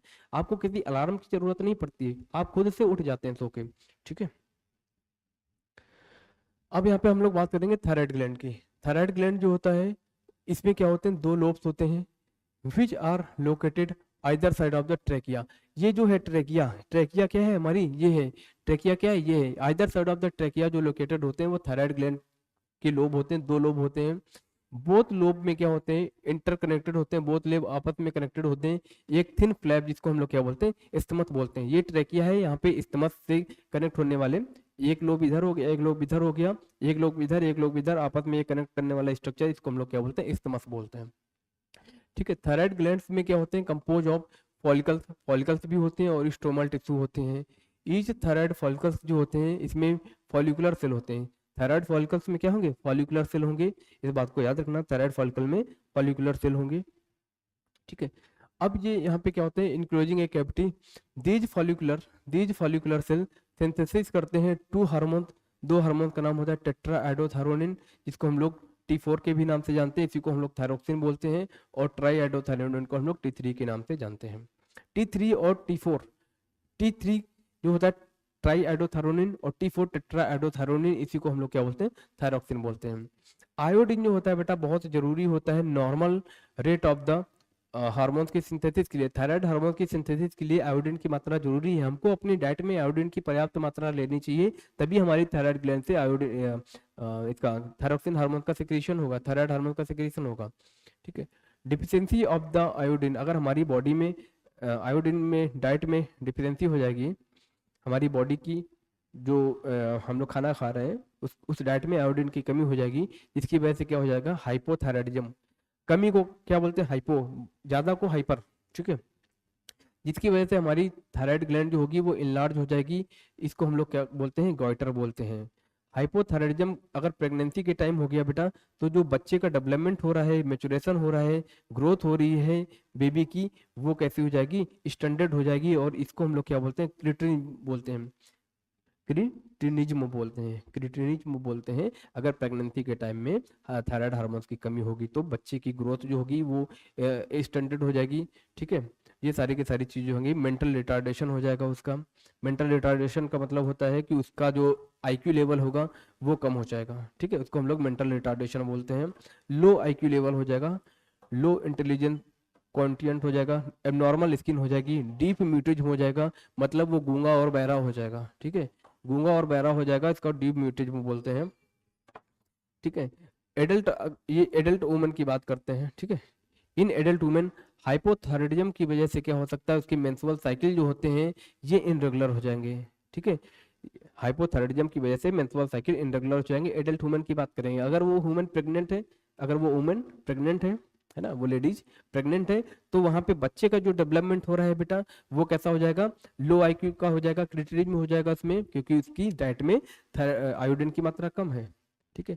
अगर कैंसर हो गया किसमें, थायराइड ग्लैंड में, due to the development of the nodules, nodules का डेवलपमेंट हो जाएगा थायराइड ग्लैंड में, जिसकी वजह से रेट ऑफ सिंथेसिस होती है, सिक्रीशन होते हैं थायराइड हार्मोन्स का, ये इंक्रीज हो जाएगा, एबनॉर्मल हाई लेवल हो जाएगा, जिसकी वजह से क्या हो जाएगा, एबनॉर्मल हाई लेवल को हम लोग बोलते हैं हाइपर थायराइडिज्म, ज्यादा को क्या बोलते हैं हाइपर, कम को क्या बोलते हैं हाइपो, हाइपर हो जाएगा तो उसमें भी दिक्कत है बेटा, उसमें भी दिक्कत है, उससे क्या होगा, हमारी बॉडी की एडवर्सली इफेक्ट होगी, फिजियोलॉजी, हमारी बॉडी की जो फिजियोलॉजी है, फिजियोलॉजी का मतलब होता है हमारी बॉडी का नॉर्मल फंक्शनिंग जो है, उसको हम लोग फिजियोलॉजी बोलते हैं, जब उसमें कोई एबनॉर्मलिटी आ जाए, कोई बीमारी हो जाए, तो उसको हम लोग पैथोलॉजी बोलते हैं। हमारी बॉडी की नॉर्मल फिजियोलॉजी जो है वो अफेक्ट हो जाएगी, और हाइपरथायराइडिज्म की वजह से क्या होता है, एक्सोथैलेमिक गोइटर्स हो जाता है, इसी को हम लोग क्या बोलते हैं, ग्रेव्स डिजीज के नाम से जानते हैं। ग्रेव्स डिजीज जो है ये सिर्फ हाइपरथायराइडिज्म की वजह से होती है, बाकी एनसीईआरटी में जो भी दिक्कतें हैं वो सब किसकी वजह से होती है, हाइपो की वजह से होती है, इस बात को याद रखना। ठीक है, हाइपरथायराइडिज्म की वजह से होती है, इसका कैरेक्टरिस्टिक क्या होता है, इनलार्ज हो जाती है थायराइड ग्लैंड, इसमें भी थायराइड ग्लैंड बेटा इनलार्ज हो जाएगी, और प्रोट्रूशन हो जाएंगी आई वाल, आंखें उभरी उभरी सी दिखेंगी, आंखें उभरी उभरी सी दिखेंगी, आई बाल से ऐसा लगेगा आंखें बाहर निकल रही हैं। ठीक है, और क्या होगा, इंक्रीज हो जाएगा basal metabolic rate, basal metabolic rate BMR increase हो जाएगा, वेट लॉस हो जाएगा, इस कंडीशन को अपन ग्रेव्स डिजीज बोलते हैं, इसी को हम लोग एक्सोथैलेमिक गोइटर बोलते हैं, जो कि hyper secretion of the thyroid hormone की वजह से होता है। ठीक है, thyroid hormones important role play करता है regulation of the BMR, basal metabolic rate. ठीक है, बीएमआर का मतलब बेसिकली क्या होता है हमारी बॉडी में, कि नॉर्मल कंडीशन में हमारी बॉडी में कितने कैलोरी का यूज हो रहा है हमारे बॉडी की नॉर्मल फिजियोलॉजी को चलाने के लिए, इसको अपन क्या बोलते हैं, बीएमआर बोलते हैं। ठीक है, दीज हार्मोन सपोर्ट करते हैं process of the red blood cell के फॉर्मेशन में भी हेल्प कराता है। थायराइड हार्मोन्स होते हैं मेटाबॉलिज्म को कंट्रोल करते हैं, किसकी मेटाबॉलिज्म को, कार्बोहाइड्रेट की मेटाबॉलिज्म को कंट्रोल करेंगे, प्रोटीन की मेटाबॉलिज्म को कंट्रोल करेंगे, फैट की मेटाबॉलिज्म को कंट्रोल करते हैं, कौन से बेटा हार्मोन्स, थायराइड हार्मोन। बीएमआर को मेंटेन करता है, ये तो आपको याद रखना। ये वाटर इलेक्ट्रोलाइट बैलेंस भी मेंटेन करता है, वाटर इलेक्ट्रोलाइट बैलेंस भी मेंटेन करता है, इन्फ्लुएंस बाई थायराइड हार्मोन, ये भी थायराइड हार्मोन की वजह से भी वाटर इलेक्ट्रोलाइट बैलेंस मेंटेन होता है। थायराइड जो ग्लैंड्स होती है ये सिक्रीट करती है एक प्रोटीन हार्मोन, जिसको हम लोग क्या बोलते हैं, थायरोकैल्सिटोनिन बोलते हैं, क्या बोलते हैं, थायरोकैल्सिटोनिन, जिसको हम लोग टीसी टी के नाम से जानते हैं, थायरोकैल्सिटोनिन। ठीक है, थायरोकैल्सिटोनिन ये कैसा हार्मोन है, प्रोटीन हार्मोन है। आयोडीन वाले हार्मोन क्या थे, T3 T4 हार्मोन थे, टेट्राइडोथायरोनिन और ट्राइआइडोथायरोनिन, T4 को हम लोग क्या बोलते हैं, थायरोक्सिन बोलते हैं। ठीक है, विच रेगुलेट करता है हमारी बॉडी में blood calcium level. Thyroid gland से एक हार्मोन और सिक्रीट होता है, सॉरी एक प्रोटीन और सिक्रीट होता है, प्रोटीनिशियस हार्मोन सिक्रीट होता है, इसको हम लोग क्या बोलते हैं, थायरो कैल्सिटोनिन बोलते हैं, जो कि कैल्शियम लेवल को मेंटेन करता है, हमारे ब्लड से कैल्शियम को लेके बोन पे ले जाएगा, बोन को मजबूत कराने का काम करता है। बट एक हार्मोन और होता है, पैराथायराइड ग्लैंड से निकलने वाला हार्मोन होता है, वो क्या करता है, इसके अपोजिट काम करता है, वो क्या करेगा, बोन को तोड़ तोड़ के ब्लड में कैल्शियम लेवल बढ़ा देगा, तो दोनों अपोजिट होते हैं, एंटागोनिस्टिक होते हैं। पैराथायराइड ग्लैंड की बात करेंगे, जो पैराथायराइड ग्लैंड होते हैं कितनी होती हैं, 4 ग्लैंड होती हैं, जो कि थायराइड ग्लैंड के पीछे प्रेजेंट होती हैं, back side of the thyroid gland present होंगी, वो क्या है, पैराथायराइड ग्लैंड है, इस बात को याद रखना, back side of the thyroid gland parathyroid gland present है। One pair of each lobe of thyroid gland. ठीक है, ईच लोब, एक देखो थायराइड ग्लैंड के 2 लोब थे, है ना, तो उसके पीछे साइड में, सपोज ये थायराइड ग्लैंड है, इसके पीछे साइड में ईच लोब में 2 पैराथायराइड ग्लैंड होंगी, तो 2 लोब में कितनी हो जाएंगी, 4 हो जाएंगी। जो पैराथायराइड ग्लैंड होती है ये सिक्रीट करती है क्या बेटा, पेप्टाइड हार्मोन्स को, इसको हम लोग क्या बोलते हैं, पैराथायराइड हार्मोन के नाम से भी जानते हैं, पीटीएच के नाम से जानते हैं। थायरोकैल्सिटोनिन कहाँ से बनना था, वो बनना था थायराइड से, और ये पैराथायराइड हार्मोन कहाँ से बन रहा है, ये पैराथायराइड ग्लैंड से बन रहा है। जो थायरोकैल्सिटोनिन हार्मोन था वो कैसा था, प्रोटीनिशियस हार्मोन था, इस बात को याद रखना। The secretion of the PTH regulated by the circulating level of the calcium ion. मैंने बताया कि ब्लड में कैल्शियम आयन के लेवल को देखो, पीटीएच और टीसीटी, थायरोकैल्सिटोनिन और पैराथार्मोन्स ये दोनों के दोनों कैल्शियम लेवल को रेगुलेट करते हैं, उसको बैलेंस मेंटेन करते हैं। बट पर्टिकुलर की बात करेगा तो थायरोकैल्सिटोनिन होता है ये ब्लड से कैल्शियम को लेके बोन में ले जाता है, क्योंकि बोन के लिए कैल्शियम जरूरी है। अब ये क्या करता है, उसके अपोजिट काम करेगा। ये क्या करेगा, बोन से कैल्शियम तोड़ तोड़ के ब्लड में कैल्शियम लेवल बढ़ा देगा। ठीक है। जो पैराथायरॉयड हार्मोन्स होता है ये इंक्रीज करता है कैल्शियम लेवल इन ब्लड, जबकि जो पीटीएच होता है ये एक्ट करता है बोन में और स्टिमुलेट कर देता है process of bone resorption. Resorption का मतलब होता है डिजुलेशन, बोन को बेटा कमजोर कर देगा, डिजोल्व करने का काम कर देगा। डीमिनरलाइजेशन कर देगा, मतलब बोन से मिनरल्स को तोड़ने का काम करेगा। कैल्शियम क्या है बेटा, मिनरल्स है। कैल्शियम क्या है, मिनरल्स है। ठीक है। पीटीएच जो होता है ये आल्सो स्टिमुलेट करता है reabsorption of the calcium by the renal tubules. Renal tubule से भी कैल्शियम को रीअब्जॉर्ब कराएगा। इंक्रीज कर देगा calcium absorption from the digestive food, जो डाइजेस्टिव फूड है उससे भी कैल्शियम को लाने का काम करेगा। इसका मेन मकसद है कि भाई ब्लड में कैल्शियम को बढ़ा देना है। मेन मकसद क्या है, ब्लड में कैल्शियम लेवल को बढ़ा दो। और थायरोकैल्सिटोनिन का मेन मकसद है कि ब्लड से कैल्शियम लेवल को लेके बोन में ले जाओ। ठीक है, बोन को स्ट्रॉन्ग करो। तो 10 क्लियर डेट पीटीएच जो होता है पैराथायराइड हार्मोन्स होता है, एक हाइपर कैल्सियमिक हार्मोन्स होता है। हाइपर कैल्सियमिक हार्मोन का मतलब होता है बेटा कैल्सियमिक, मतलब कैल्शियम से रिलेटेड है। हाइपर मतलब ज्यादा, मतलब कैल्शियम को बढ़ाने वाला हार्मोन्स जो होता है ब्लड में वो क्या है, पीटीएच होता है। Increase in the blood calcium level, hyper calcaemic hormone PTH होता है। along with thyrocalcitonin TCT play करता है significant role of the calcium balance. आपसे क्वेश्चन पूछा जाएगा पैराथायराइड हार्मोन थायरोकैल्सिटोनिन के साथ में मिलके कैल्शियम का बैलेंस करता है, तो ये बात सही है। बट अगर आपसे पर्टिकुलर फंक्शन पूछेगा तो ये बोलना कि पर्टिकुलर फंक्शन है, इसका मेन मकसद पीटीएच का है कि ब्लड में कैल्शियम लेवल बढ़ा दो, वो रीनल ट्यूबल से रीअब्जॉर्ब करा दो, डाइजेस्टिव सिस्टम जो डाइजेस्टेड फूड है उससे रीअब्जॉर्ब करा दो, बोन को तोड़ दो, सारा का सारा ला के कैल्शियम ब्लड में डाल दो। ठीक है। इसके अपोजिट क्या होता है, थायरोकैल्सिटोनिन होता है वो बोन में कैल्शियम ले जाता है ब्लड से। अब ये देखो, ये थायराइड की बात कर रहा है, ये क्या है बेटा, थायराइड की बात कर रहा है। ये थायराइड ग्लैंड की बात कर रहा है, और ये क्या है, पैराथायराइड ग्लैंड की बात कर रहा है। ठीक है। थायराइड ये क्या है, ये डायग्रामेटिक व्यू, ये वेंट्रल व्यू है, और ये क्या है, डॉर्सल व्यू। ये क्या है, डॉर्सल व्यू है, डॉर्सल है। ये थायराइड है, ये वेंट्रल व्यू है, वो भी क्या है, थायराइड है। थायराइड के पीछे जो ग्लैंड थी वो क्या थी, पैराथायराइड थी। एक पे क्या थे, दो पैराथायराइड ग्लैंड थे, मतलब दो पे कितने हो गए, चार हो गए। ये पैराथायराइड ग्लैंड पीटीएच हार्मोन्स बनाते हैं, ये टीसीटी हार्मोन्स बनाता है। ठीक है। थाइमस की बात करेंगे हम लोग। जो थाइमस होता है, थाइमस ग्लैंड होती है, ये एक लूबुलर स्ट्रक्चर होता है जो कि लोकेटेड होता है कहाँ पे, between lungs behind the sternum, है ना, बिटवीन लंग्स और बिहाइंड द स्टर्नम लोकेटेड होता है, ventral side of the aorta. ये जो थाइमस ग्लैंड होती है ये थाइमोसिन हार्मोन्स बनाती है। थाइमोसिन हार्मोन्स जो होता है हमारे लिम्फोसाइट्स के मैच्योरेशन के लिए रिस्पॉन्सिबल होता है, एक तरह से हमारे इम्यूनिटी के लिए रिस्पॉन्सिबल होता है। ठीक है। थाइमस इंपॉर्टेंट रोल प्ले करता है development in immune system, immune system के डेवलपमेंट में इंपॉर्टेंट रोल प्ले करता है। ये ग्लैंड सिक्रीट करते हैं एक पेप्टाइड हार्मोन, पेप्टाइड हार्मोन का नाम क्या है बेटा, थाइमोसिन है। थाइमोसिन क्या करती है, पेप्टाइड हार्मोन से। थाइमोसिन इंपॉर्टेंट रोल प्ले करता है, मेजर रोल प्ले करता है डिफरेंशिएशन, टी लिम्फोसाइट के डिफरेंशिएशन में हेल्प कराएगा। और टी लिम्फोसाइट की वजह से क्या होती है, सेल मीडिएटेड इम्यूनिटी होती है। जो भी ग्राफ्ट रिजेक्शन होता है, हमने ऑर्गन ट्रांसप्लांट कराया है, वो ऑर्गन जो ट्रांसप्लांट ऑर्गन है उसको हमारी बॉडी ने रिजेक्ट कर दिया, इसको हम लोग बोलते हैं सेल मीडिएटेड इम्यूनिटी, जो कि टी लिम्फोसाइट्स की वजह से आती है। थाइमोसिन जो होती है ये प्रमोट करता है प्रोडक्शन ऑफ द एंटीबॉडीज, है एंटीबॉडीज को प्रोवाइड, प्रोडक्शन को क्या करता है, प्रमोट करता है, जो कि ह्यूमरल इम्यूनिटी प्रोवाइड कराती है। ह्यूमरल इम्यूनिटी का मतलब होता है जो फ्लूइड के माध्यम से इम्यूनिटी मिलती है, जैसे बी लिम्फोसाइट्स। बी लिम्फोसाइट को सपोर्ट करने वाले कौन है, टी लिम्फोसाइट है।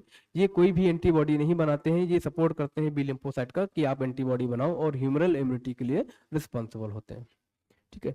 थाइमस धीरे धीरे बेटा डिग्रेड हो जाती है ओल्ड इंडिविजुअल में, है ना, जिसकी वजह से क्या हो जाता है, डिक्रीज हो जाता है प्रोडक्शन ऑफ थाइमोसिन, थाइमोसिन का प्रोडक्शन डिक्रीज हो जाएगा, जिसकी वजह से क्या है कि हमारा इम्यून रिस्पॉन्स जो होता है ओल्ड पर्सन में धीरे धीरे कमजोर हो जाता है। जब हम लोग बच्चे होते हैं, जैसे हम लोग एडल्ट होते जाएंगे तो ये धीरे धीरे इसका साइज जो होता है थाइमस ग्लैंड का वो डिक्रीज होता चला जाता है। ओल्ड एज में क्या होता है, थाइमस ग्लैंड डिक्रीज हो जाएगी, जिसकी वजह से हमारी इम्यूनिटी कमजोर हो जाती है और हमको बहुत सारी बीमारियां होने के चांसेस होते हैं। ठीक है। एड्रिनल ग्लैंड की बात करेंगे हम लोग, एड्रिनल ग्लैंड। ठीक है। Adrenal glands in our body has one pair of adrenal gland. Adrenal gland हमारी बॉडी में एक पेयर होती है, but one at interior portion of each kidney, है ना। पहले बेटा एनसीईआरटी में, अभी एनसीईआरटी में क्या हो गया, करेक्शन हो गया है। करेक्शन हो गया है अभी की एनसीईआरटी में। अब इंटीरियर पार्ट ना देके बेटा वहां पे सुपीरियर पार्ट बोला गया है। क्या बोला गया है, सुपीरियर पार्ट बोला गया है, सुपीरियर, सुपीरियर पार्ट। ठीक है, तो ये चीज बेटा आप याद रखना कि नई एनसीईआरटी में सुपीरियर पार्ट बोला गया है, इसमें क्या है, इंटीरियर पार्ट लिखा है। इंटीरियर पार्ट ना बोल के superior part of the each kidney में पाई जाती है। ये ग्लैंड में दो टाइप के टिश्यूज होते हैं। इन टिश्यू का नाम होता है, जो सेंटर में प्रेजेंट होंगे इसको बेटा एड्रिनल मेडुला बोलेंगे, जो आउटसाइड प्रेजेंट होंगे इसको हम लोग एड्रिनल कॉर्टेक्स बोलेंगे। मेडुला वाले से बेटा दो हार्मोन्स निकलते हैं, एड्रेनलिन और नॉन एड्रेनलिन। एड्रेनलिन को हम लोग एपिनेफ्रिन बोलते हैं, नॉन एड्रेनलिन को नॉरएपिनेफ्रिन बोलते हैं। इन दोनों को मिला के हम लोग कैटेकोलेमिन्स बोलते हैं, जो कि इमरजेंसी की सिचुएशन में काम करते हैं, स्ट्रेस की कंडीशन में निकलते हैं। ठीक है, under production of the hormones by adrenal cortex. अगर एड्रिनल कॉर्टेक्स का अंडर प्रोडक्शन हो जाएगा हार्मोन्स का, तो यहाँ पे अल्टर हो जाएगी हमारी कार्बोहाइड्रेट मेटाबॉलिज्म, जिसकी वजह से क्या हो जाएगा, एक्यूट वीकनेस आ जाएगी, फैटिक हो जाएगा, और फैटिक की वजह से आपको क्या हो जाएगी, डिजीज हो जाएगी। इस डिजीज का नाम होता है एडिसॉन डिजीज। क्या होता है, एडिसॉन डिजीज। एडिसॉन डिजीज जो किसकी वजह से हो रही है, एड्रिनल कॉर्टेक्स से निकलने वाले हार्मोन्स की वजह से हो रही है। ठीक है, कार्बोहाइड्रेट मेटाबॉलिज्म अल्टर्ड हो रही है, उसकी वजह से हो रहा है। ये बेटा हमारी ग्लैंड्स हैं। ये क्या है, एड्रिनल ग्लैंड्स हो गई। ये हमारी क्या है, किडनी है, ये किडनी है, एड्रिनल ग्लैंड हो गई। बाहर वाला पार्ट क्या है, कॉर्टेक्स है। अंदर वाला पार्ट क्या है, मेडुला है। ये वाला पार्ट क्या है, मेडुला है, और ये वाला पार्ट क्या है, कॉर्टेक्स है। ठीक है, कभी डायग्राम देके पूछता है तो आप बता देना। एड्रिनल मेडुला जो होता है, एड्रिनल मेडुला से सिक्रीट करते हैं दो हार्मोन्स। दो हार्मोन्स के नाम क्या होते हैं, एक एड्रेनलिन होता है, इसी को हम लोग इपिनेफ्रिन के नाम से जानते हैं। एक नॉर एड्रेनलिन होता है, इसको हम लोग नॉर एपिनेफ्रिन के नाम से जानते हैं। इन दोनों को हम लोग कैटेकोलेमिन्स बोलते हैं। क्या बोलते हैं, कैटेकोलेमिन्स बोलते हैं। ठीक है, एड्रेनलिन जो होता है और नॉर एड्रेनलिन होता है, ये रैपिडली सिक्रीट होते हैं। रैपिडली का मतलब होता है बहुत जल्दी सिक्रीट होते हैं। कब सिक्रीट होते हैं, स्ट्रेस की कंडीशन में। कुछ भी इमरजेंसी सिचुएशन आएगी, कुछ भी स्ट्रेस की कंडीशन आएगी, सपोज अभी हम यहाँ पे पढ़ा रहे हैं, अचानक से बेटा गेट खोल के एक शेर आ गया, है ना, शेर आ गया, तो वो मेरे लिए इमरजेंसी सिचुएशन होगी। अभी मैं नॉर्मल पढ़ा रहा था, जैसे ही शेर आएगा मेरे लिए इमरजेंसी सिचुएशन होगी, मुझे भागना पड़ेगा। उस टाइम क्या होगा, ये इमरजेंसी वाले हार्मोन्स निकलेंगे। ठीक है, और इमरजेंसी हार्मोन्स निकलेंगे, और ये हार्मोन्स, इसको हम लोग क्या बोलते हैं, फाइट और फ्लाइट हार्मोन के भी नाम से जानते हैं। इसको ट्रिपल एफ के नाम से भी जानते हैं। क्या जानते हैं, ट्रिपल एफ। ट्रिपल एफ में 3 एफ आएंगे। इसका मतलब, एफ का मतलब एक होता है बेटा फाइट, फाइट। एक एफ का मतलब होता है फ्लाइट, और एक क्या होता है, फ्राइट, या फिर हम लोग फियर बोल देते हैं इसको, है ना, फियर। ठीक है, ट्रिपल एफ के नाम से जानते हैं इसको, फाइट, फ्लाइट एंड फियर। ठीक है, अब तीज हार्मोन्स इंक्रीज करते हैं अलर्टनेस। जैसे ही इमरजेंसी सिचुएशन आएगी, सपोज यहाँ पे शेर आ गया, तो मेरी आंखें फटी रह जाएंगी, ऐसे देखूंगा, बड़ी बड़ी आंखें कर लूंगा, अलर्टनेस बढ़ जाएगी हमारी। हमारे बॉडी के हेयर जो हैं ये खड़े हो जाएंगे, है ना, इसको पिपिली डायलेशन हो जाएगा, है ना। जो पिपिल्स है हमारी आंख के, वो क्या हो जाएंगे, डायल्यूट हो जाएंगे, ताकि हम ज्यादा आंख में लाइट को एकोमोडेट कर पाए, है ना, आंखें बड़ी करके देखेंगे। पिलियो रिएक्शन हो जाएगा, बालों का बेटा खड़ा हो जाना, है ना, ये जो हेयर से ये खड़े हो जाएंगे। स्वेटिंग हो जाएगी हमारी बॉडी से, बेटा पसीना छूट जाएगा। भाई शेर को देख के पसीना तो छूटेगा, जाहिर सी बात है, हमको मजे थोड़ी ना आएंगे। शेर भाई खतरनाक जानवर है, अपन को खा जाएगा। बोथ ऑफ हार्मोन्स जो होते हैं इंक्रीज करते हैं हार्ट बीट को, हार्ट बीट को बढ़ा देंगे। हार्ट बीट बढ़ेगा तो हार्ट का कॉन्ट्रेक्शन भी बढ़ेगा, हार्ट का कॉन्ट्रेक्शन बढ़ेगा तो बेटा ब्लड प्रेशर भी इंक्रीज हो जाएगा। Strength of the heart contraction बढ़ जाएगा, रेट ऑफ रेस्पिरेशन बढ़ जाएगा। ठीक है, कैटेकोलेमिन्स जो होते हैं स्टिमुलेट करते हैं break down of the glycogen. Glycogen का ब्रेक डाउन करेंगे। हमारी बॉडी में जो स्टोर्ड फूड होता है, हमने खाना खाया और हमारी बॉडी की एनर्जी जितनी चाहिए थी, जरूरत थी जितनी, उतनी हमारी बॉडी ने यूज कर ली। बचा हुआ जो कंटेंट है हमारी बॉडी में ग्लाइकोजन के फॉर्म में स्टोर हो जाता है। एनिमल में ग्लाइकोजन के फॉर्म में स्टोर होता है रिमेन फूड, और प्लांट के केस में बेटा स्टार्च के फॉर्म में। जब हमको इमरजेंसी सिचुएशन में जरूरत पड़ेगी, तो ये ग्लाइकोजन टूट जाएगा, किसमें, ग्लूकोज में। ग्लाइकोजन के टूटने को प्रोसेस को हम लोग बोलते हैं ग्लाइकोजिनोलाइसिस। ग्लाइकोजिनोलिसिस बोलते हैं। ठीक है, लेसिस का मतलब होता है तोड़ना, है ना, ग्लाइकोजन को तोड़ना है तो ग्लाइकोजिनोलिसिस बोलेंगे। ठीक है, और इंक्रीज कर देगा concentration of glucose in our blood, और ग्लूकोज से बेटा क्या मिलता है हमको, एटीपी मिलता है। अब भाई हमको शेर से लड़ाई करना है या मार के भागना है या खुद भागना है तो हमको एटीपी तो चाहिए। ग्लूकोज अपन को एनर्जी सोर्स देता है, इंस्टेंट एनर्जी का सोर्स है क्या, ग्लूकोज।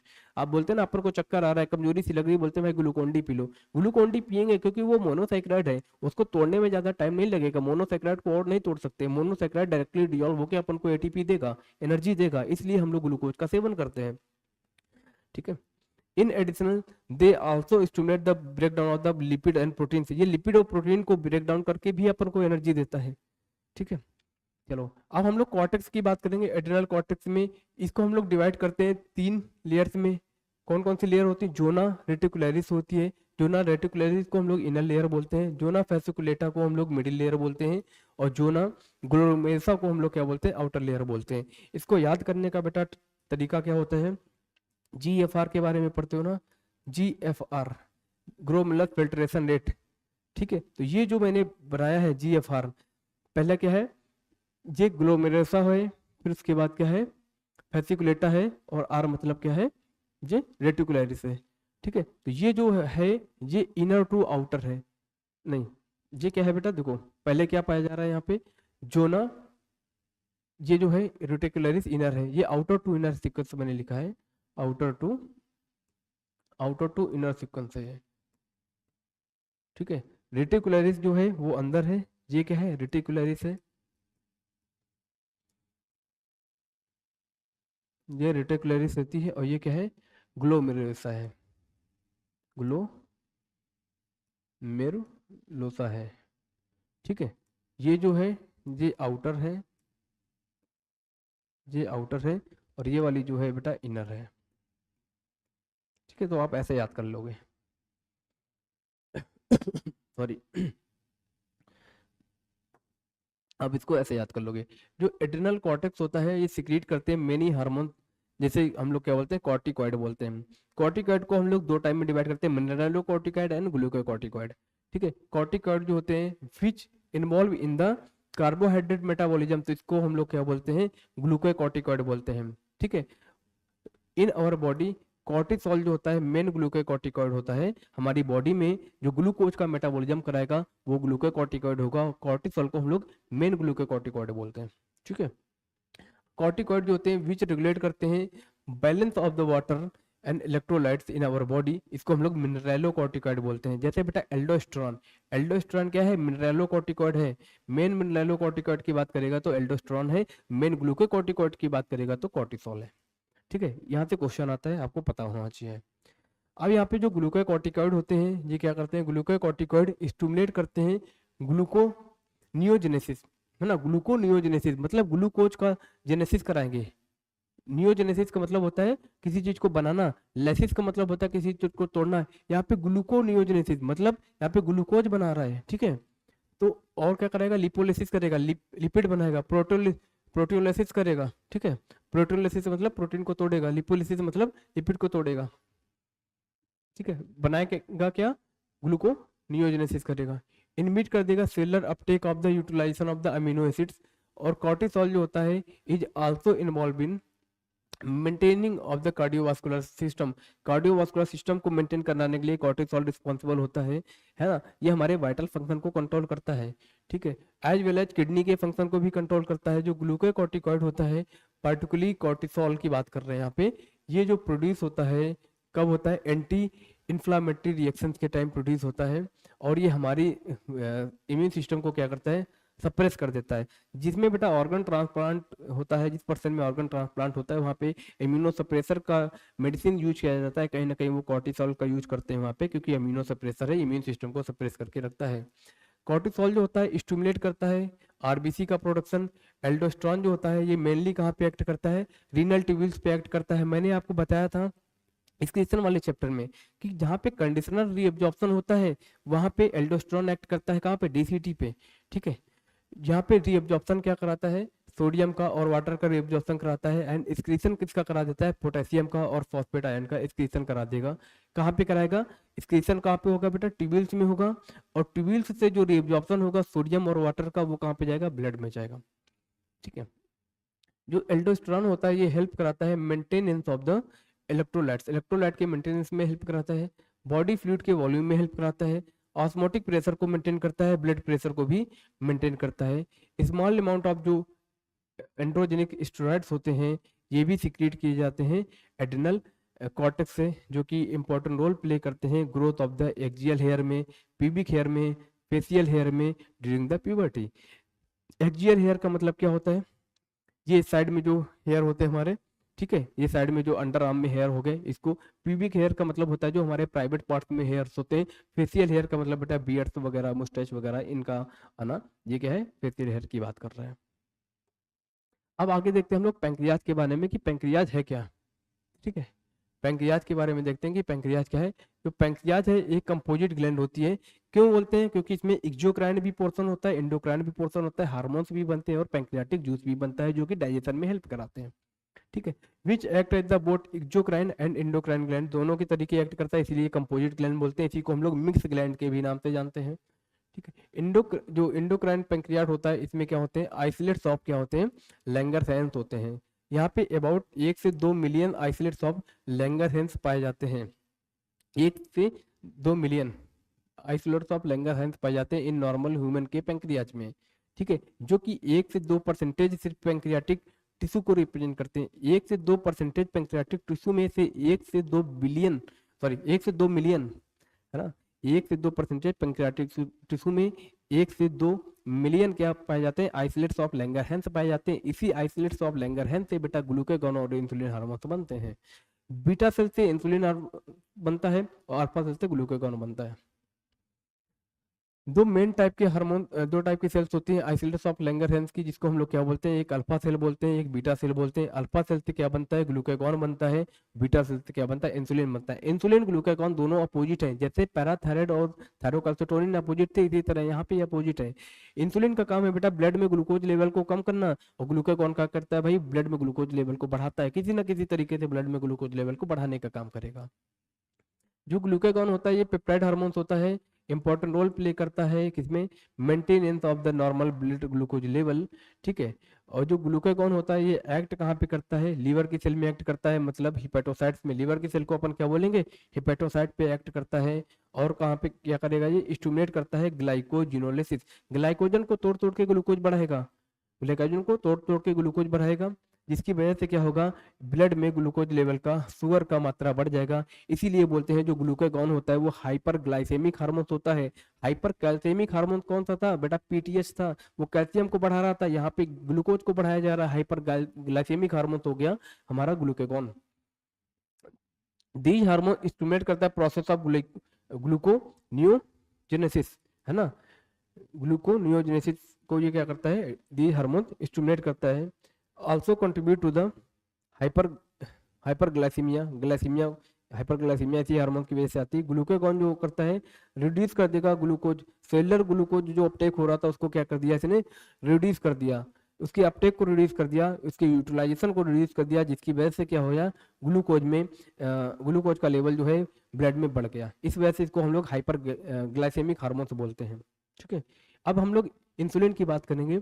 जो इंसुलिन होता है, इंसुलिन भी एक पेप्टाइड हार्मोन है, ये इंपॉर्टेंट रोल प्ले करता है, मेजर रोल प्ले करता है किसमें, in regulation of the glucose homeostasis. Glucose homeostasis में दोनों हार्मोन रोल प्ले करते हैं, इंसुलिन और ग्लूकागॉन। बट पर्टिकुलर बात करेगा, जैसे मैं पीटीएच और टीसीटी की बात कर रहा था, है ना, पर्टिकुलर की बात करेगा, जैसे जो थायरोकैल्सिटोनिन था वो बोन में कैल्शियम को ले जा रहा था, जबकि पीटीएच पैराथार्मोन क्या कर रहा था, बोन से कैल्शियम ब्लड में बढ़ा रहा था, उसका मेन काम था ब्लड में कैल्शियम बढ़ाना। इसी तरह ग्लूकागॉन का मेन काम क्या है, ब्लड में ग्लूकोज लेवल बढ़ाना। इंसुलिन का मेन काम क्या है भाई, ग्लूकोज को हमारी सेल को भेजना, सेल अपटेक करेंगे तो ब्लड में ग्लूकोज का लेवल कम हो जाएगा।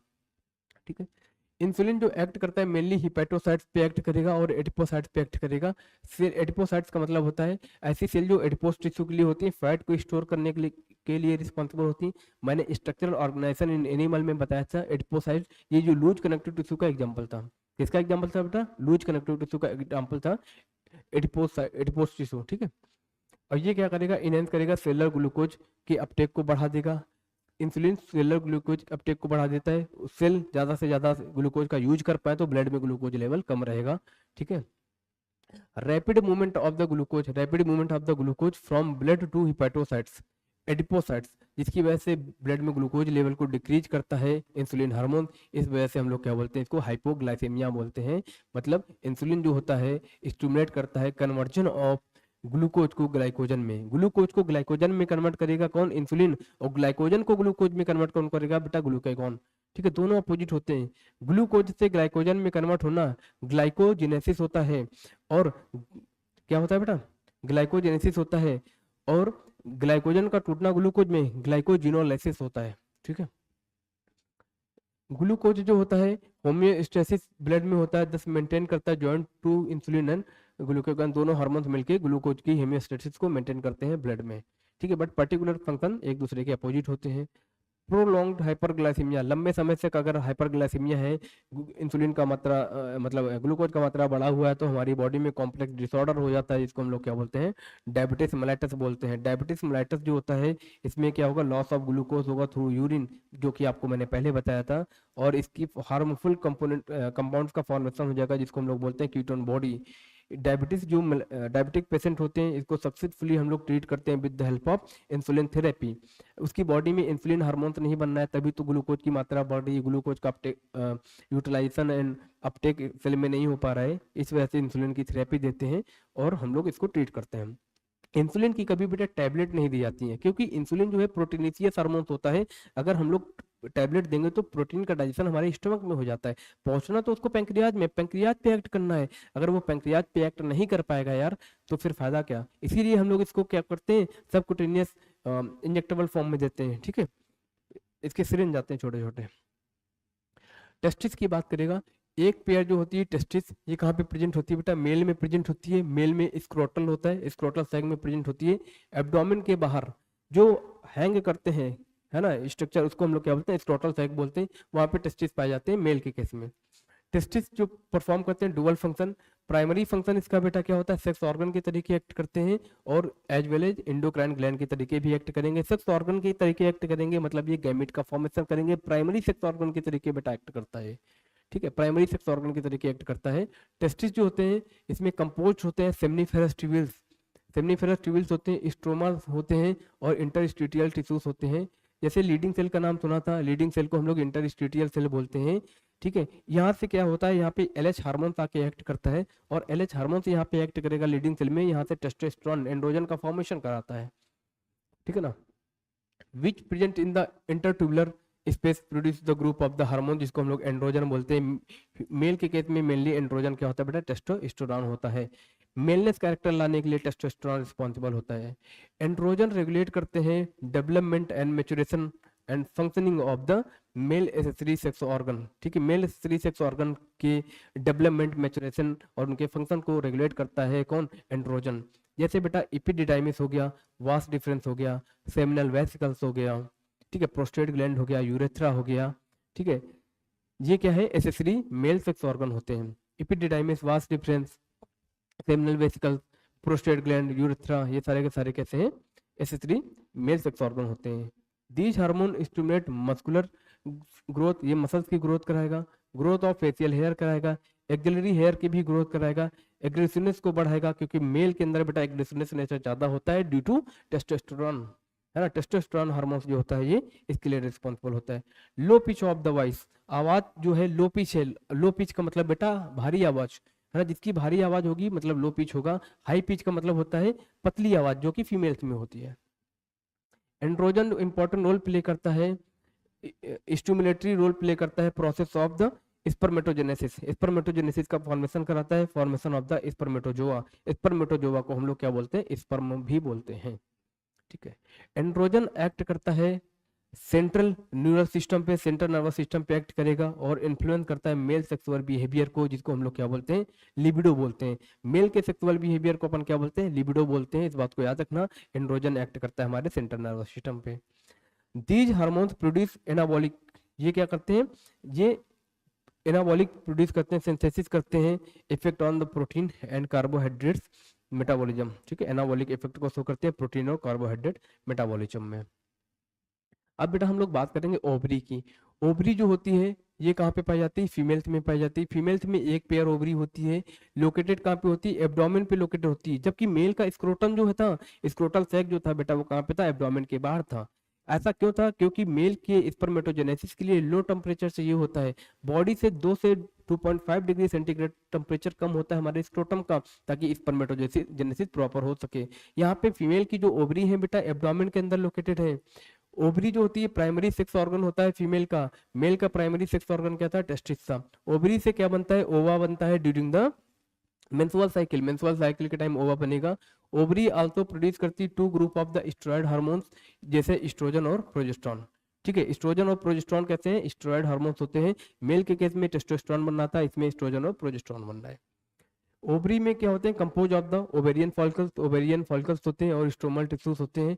एस्ट्रोजन जो होता है कहाँ से सिंथेसाइज होता है, oestrogen is synthesise and secreted mainly by growing ovarian follicle. जो ग्रोइंग ओवेरियन फॉलिकल होते हैं, फॉलिकल्स का डेवलपमेंट होता है, वहां से एस्ट्रोजन हार्मोन्स बनता है, ठीक है। आफ्टर ओवुलेशन जो होता है, जो रैप्चर होती हैं फॉलिकल्स, ये कन्वर्ट हो जाती हैं एक स्ट्रक्चर जिसको हम लोग क्या बोलते हैं, कॉर्पस ल्यूटियम बोलते हैं। कॉर्पस ल्यूटियम जो होता है, ये ग्रेफियन फॉलिकल रैप्चर हुआ, वहां से सेकेंडरी साइड निकल गया, और उसके बाद जो बचा हुआ स्ट्रक्चर है, रेमिनेंट पार्ट है, वो कॉर्पस ल्यूटियम में कन्वर्ट हो गया। कॉर्पस ल्यूटियम में कन्वर्ट हो गया, वहां से प्रोजेस्टेरोन हार्मोन्स निकलेगा, ठीक है। यहाँ से प्रोजेस्टेरोन हार्मोन्स बना। एस्ट्रोजन जो होता है प्रोड्यूस होता है wide range of the action, बहुत सारे वाइड रेंज ऑफ एक्शंस होते हैं। ये स्टिमुलेट कराता है growth of the and activity of the female secondary sex organ की एक्टिविटी को कंट्रोल करता है, डेवलपमेंट करता है growing of the ovarian follicle की, appearance of the female secondary sexual character के लिए रिस्पॉन्सिबल होता है, जैसे हाई पिच। हाई पिच का मतलब है बेटा वॉइस पतली होना, लो पिच का मतलब है आवाज भारी होना। हम लोग की आवाज कैसी है, लो पिच है, भारी है। जो गर्ल्स होती है उनकी आवाज कैसी है, हाई पिच है, मतलब पतली आवाज है। मेमोरी ग्लैंड्स जो होती हैं उनका डेवलपमेंट कराता है। एस्ट्रोजन हार्मोन्स ये रेगुलेट करता है फीमेल के सेक्सुअल बिहेवियर को, ठीक है। प्रोजेस्टेरोन हार्मोन जो होता है ये प्रेगनेंसी को सपोर्ट करता है, इसीलिए प्रोजेस्टेरोन हार्मोन को हम लोग बोलते हैं प्रेगनेंसी मेंटेनिंग हार्मोन्स, क्योंकि ये एंडोमेट्रियम की थिकनेस को मेंटेन करता है, ताकि इम्प्लांटेशन प्रॉपर तरीके से होता रहे, हुआ रहे, है ना। इम्प्लांटेशन हुआ, उसका एबॉर्शन ना हो, है ना, अटैचमेंट प्रॉपर बना रहे, एंडोमेट्रियम को थिक करने का काम प्रोजेस्टेरोन हार्मोन करता है, प्रेगनेंसी को मेंटेन करता है, इसीलिए प्रेगनेंसी मेंटेनिंग हार्मोन्स बोलते हैं इसको। प्रोजेस्टेरोन हार्मोन जो एक्ट करता है कहाँ पे बेटा, मेमोरी ग्लैंड पे भी एक्ट करता है, स्टिमुलेट करता है फॉर्मेशन ऑफ द एल्वुलाई। जो मेमोरी ग्लैंड की एल्वुलाई होती है वहाँ पे प्रोजेस्टेरोन हार्मोन का बेटा रोल होता है। मेमोरी ग्लैंड की एल्वुलाई के फॉर्मेशन में प्रोजेस्टेरोन हार्मोन रोल होता है। मेमोरी डक्ट, एल्वुलाई के डक्ट का फॉर्मेशन कौन कराता है, एस्ट्रोजन कराता है, ठीक है। ये एल्वुलाई जो होते हैं सैक लाइक स्ट्रक्चर होते हैं, ठीक है। ये मिल्क का स्टोर कराते हैं, मिल्क का सिक्रीशन करते हैं, ठीक है। अब जो एस्ट्रोजन होता है, एस्ट्रोजन जो होता है ये क्या करता है, मेमोरी ग्लैंड की, मेमोरी ग्लैंड ग्लैंड की एल्वुलर डक्ट, एल्वुलर डक्ट का फॉर्मेशन कराता है, ठीक है। और जो प्रोजेस्टेरोन था ये क्या कराता था, प्रोजेस्टेरोन, जो प्रोजेस्टेरोन हार्मोन है ये क्या करा रहा है, ये एल्वुलाई का फॉर्मेशन करा रहा है, ठीक है। किसका बेटा फॉर्मेशन करा रहा है, एल्वुलाई का, ठीक है। एल्वुलाई फॉर्मेशन करा रहा है, एल्वुलाई का फॉर्मेशन कराता है। जबकि एस्ट्रोजन जो होता है वो जो डक्ट होती है एल्वुलाई की उनका फॉर्मेशन कराता है। अब यहाँ पे क्वेश्चन है, मतलब एक पैराग्राफ है कि हार्मोन जो होते हैं, हार्ट से निकलने वाला हार्मोन, किडनी से निकलने वाला हार्मोन और गैस्ट्रोइंटेस्टाइनल से निकलने वाले हार्मोन के बारे में जिक्र करते हैं, ठीक है। Now you know about the endocrine gland. आपको अब एंडोक्राइन ग्लैंड के बारे में पता चल गया है कि एंडोक्राइन ग्लैंड क्या होती है, ठीक है, और उनके कौन कौन से हार्मोन होते हैं। हाउएवर मेंशन अर्लियर, जो कि पहले मेंशन कर दिए गए थे, hormone also secrete by the some tissues which are not endocrine gland. Hormones और सिक्रीट किए जाते हैं कुछ टिश्यू से जो कि एंडोक्राइन ग्लैंड नहीं होते हैं। फॉर एग्जांपल की बात करेंगे, एट्रियल वॉल से निकलने वाला हार्मोन्स जो होता है वेरी इंपॉर्टेंट एक पेप्टाइड हार्मोन्स होता है जिसको हम लोग क्या बोलते हैं, एट्रियल नाइट्रोलिटिक फैक्टर बोलते हैं, एएनएफ। जब एएनएफ निकलता है, जब हमारा रास सिस्टम काम करेगा, रेनिन एंजियोटेंसिन एल्डोस्टेरोन सिस्टम काम करेगा और वो क्या करेगा, हमारे ब्लड प्रेशर को बढ़ा देगा। उस टाइम क्या निकलता है, ये निकलता है और हमारे ब्लड प्रेशर को डिक्रीज करता है। ब्लड प्रेशर इंक्रीज हो जाता है, इसको डिक्रीज करता है। एएनएफ जो सिक्रीट होता है कहाँ से होता है, एट्रिया की वॉल से सिक्रीट होता है और ये ब्लड वेसल को डायलेट कर देता है, वेसो डायलेटर होता है। ब्लड वेसल को डायलेट करने वाला क्या होता है, वेसो डायलेटर को हम लोग क्या बोलते हैं, वेसो डायलेटर बोलते हैं। ब्लड वेसल को डायलेट कर देगा, ठीक है, जिसकी वजह से क्या हो जाएगा, ब्लड प्रेशर कम हो जाएगा। अब एक क्या होता है, जेजी अपरेटस होता है, जस्टाग्लोमेरुलर सेल होती हैं। जेजी अपरेटस यहाँ से क्या बनता है, रेनिन बनता है, किडनी में पाई जाएंगी। जेजी अपरेटस क्या होता है, जस्टाग्लोमेरुलर अपरेटस, उसके अंदर जो सेल होंगी वो क्या होती हैं, जेजी सेल होती हैं। जेजीए अपरेटस कैसे बनता है, डिस्टल कॉन्वोल्यूटेड ट्यूब्यूल्स और एफरेंट आर्ट्रियोल्स जहाँ पे कांटेक्ट करते हैं वहाँ पे एक अपरेटस बन जाता है, उसका नाम होता है जस्टाग्लोमेरुलर अपरेटस। इस ग्लोमेरुलर अपरेटस के अंदर क्या होती है, जेजी सेल होती है। जेजी सेल रेनिन को निकालती हैं। रेनिन क्या करेगा, जब हमारी बॉडी में जीएफआर कम हो जाएगा, बॉडी का फ्लूइड वॉल्यूम कम हो जाएगा, ब्लड प्रेशर कम हो जाएगा, तब रेनिन एक्ट करता है किस पे, हमारा रेनिन एक्ट करता है एंजियोटेंसिनोजन पे। एंजियोटेंसिनोजन को एंजियोटेंसिन फर्स्ट में कन्वर्ट करता है रेनिन, एंजियोटेंसिन फर्स्ट को एंजियोटेंसिन सेकंड में कन्वर्ट कराता है ACE inhibitor, angiotensin converting enzyme, जो कि हमारा निकलता है लंग्स से। एंजियोटेंसिनोजन प्रोटीन है बेटा, वो निकलता है कहाँ से, लीवर से, ठीक है। एंजियोटेंसिन सेकंड जो होता है ये पोटेंट वेसोकॉन्स्ट्रिक्टर होता है, ब्लड वेसल को कॉन्स्ट्रिक्ट कर देगा। एंजियोटेंसिन स्टिमुलेट करता है एल्डोस्टेरोन को, ताकि वो भी वाटर का रीअब्जॉर्प्शन कराए, सोडियम का रीअब्जॉर्प्शन कराए, कहाँ से, डिस्टल कॉन्वोल्यूटेड ट्यूब्यूल्स में, जिसको हम लोग बोलते हैं कंडीशनल रीअब्जॉर्प्शन, ठीक है। ये आपको मैंने सारा का सारा पढ़ा दिया है पहले। ये जो जस्टोग्लोमेरुलर सेल होती है किडनी में, ये पेप्टाइड हार्मोन्स बनाते हैं जिसका नाम क्या है, यहाँ पे एक रेनिन होता है, एरिथ्रोपोएटिन हार्मोन्स होता है, ये एरिथ्रोपोएटिन हार्मोन्स तो होता ही है, ठीक है। और वहाँ पे क्या है, रेनिन के बारे में मैंने जो बताया आपको, वो तो प्रोसेस वो भी किडनी से ही बनता है, जेजी अपरेटस से ही बनता है, ठीक है। जस्टाग्लोमेरुलर सेल किडनी की पेप्टाइड हार्मोन्स बनाती हैं। ये एरिथ्रोपोएटिन होता है। एरिथ्रोपोएटिन का मैंने काम बताया था पहले भी कि जब हम अभी यहाँ पे हैं, हम लोग हाई एल्टीट्यूड पे चले गए, वहाँ पे आरबीसी का प्रोडक्शन बढ़ाना है तो वो एरिथ्रोपोएटिन बनाएगा, ठीक है। फॉर्मेशन ऑफ आरबीसी करेगा। एंडोक्राइन सेल की बात करें, जो एंडोक्राइन सेल डिफरेंट पार्ट जो होती हैं, जैसे गैस्ट्रोइंटेस्टाइनल ट्रैक्ट की बात करेंगे, यहाँ पे 4 मेजर पेप्टाइड हार्मोन्स बनाते हैं। नेमली क्या होते हैं, गैस्ट्रिन होता है, सिक्रीटिन होता है, कोलेसिस्टोकाइनिन होता है जिसको सीसीके के नाम से जानते हैं, गैस्ट्रिक इनहिबिटरी पेप्टाइड होता है जिसको हम लोग जीआईपी के नाम से जानते हैं।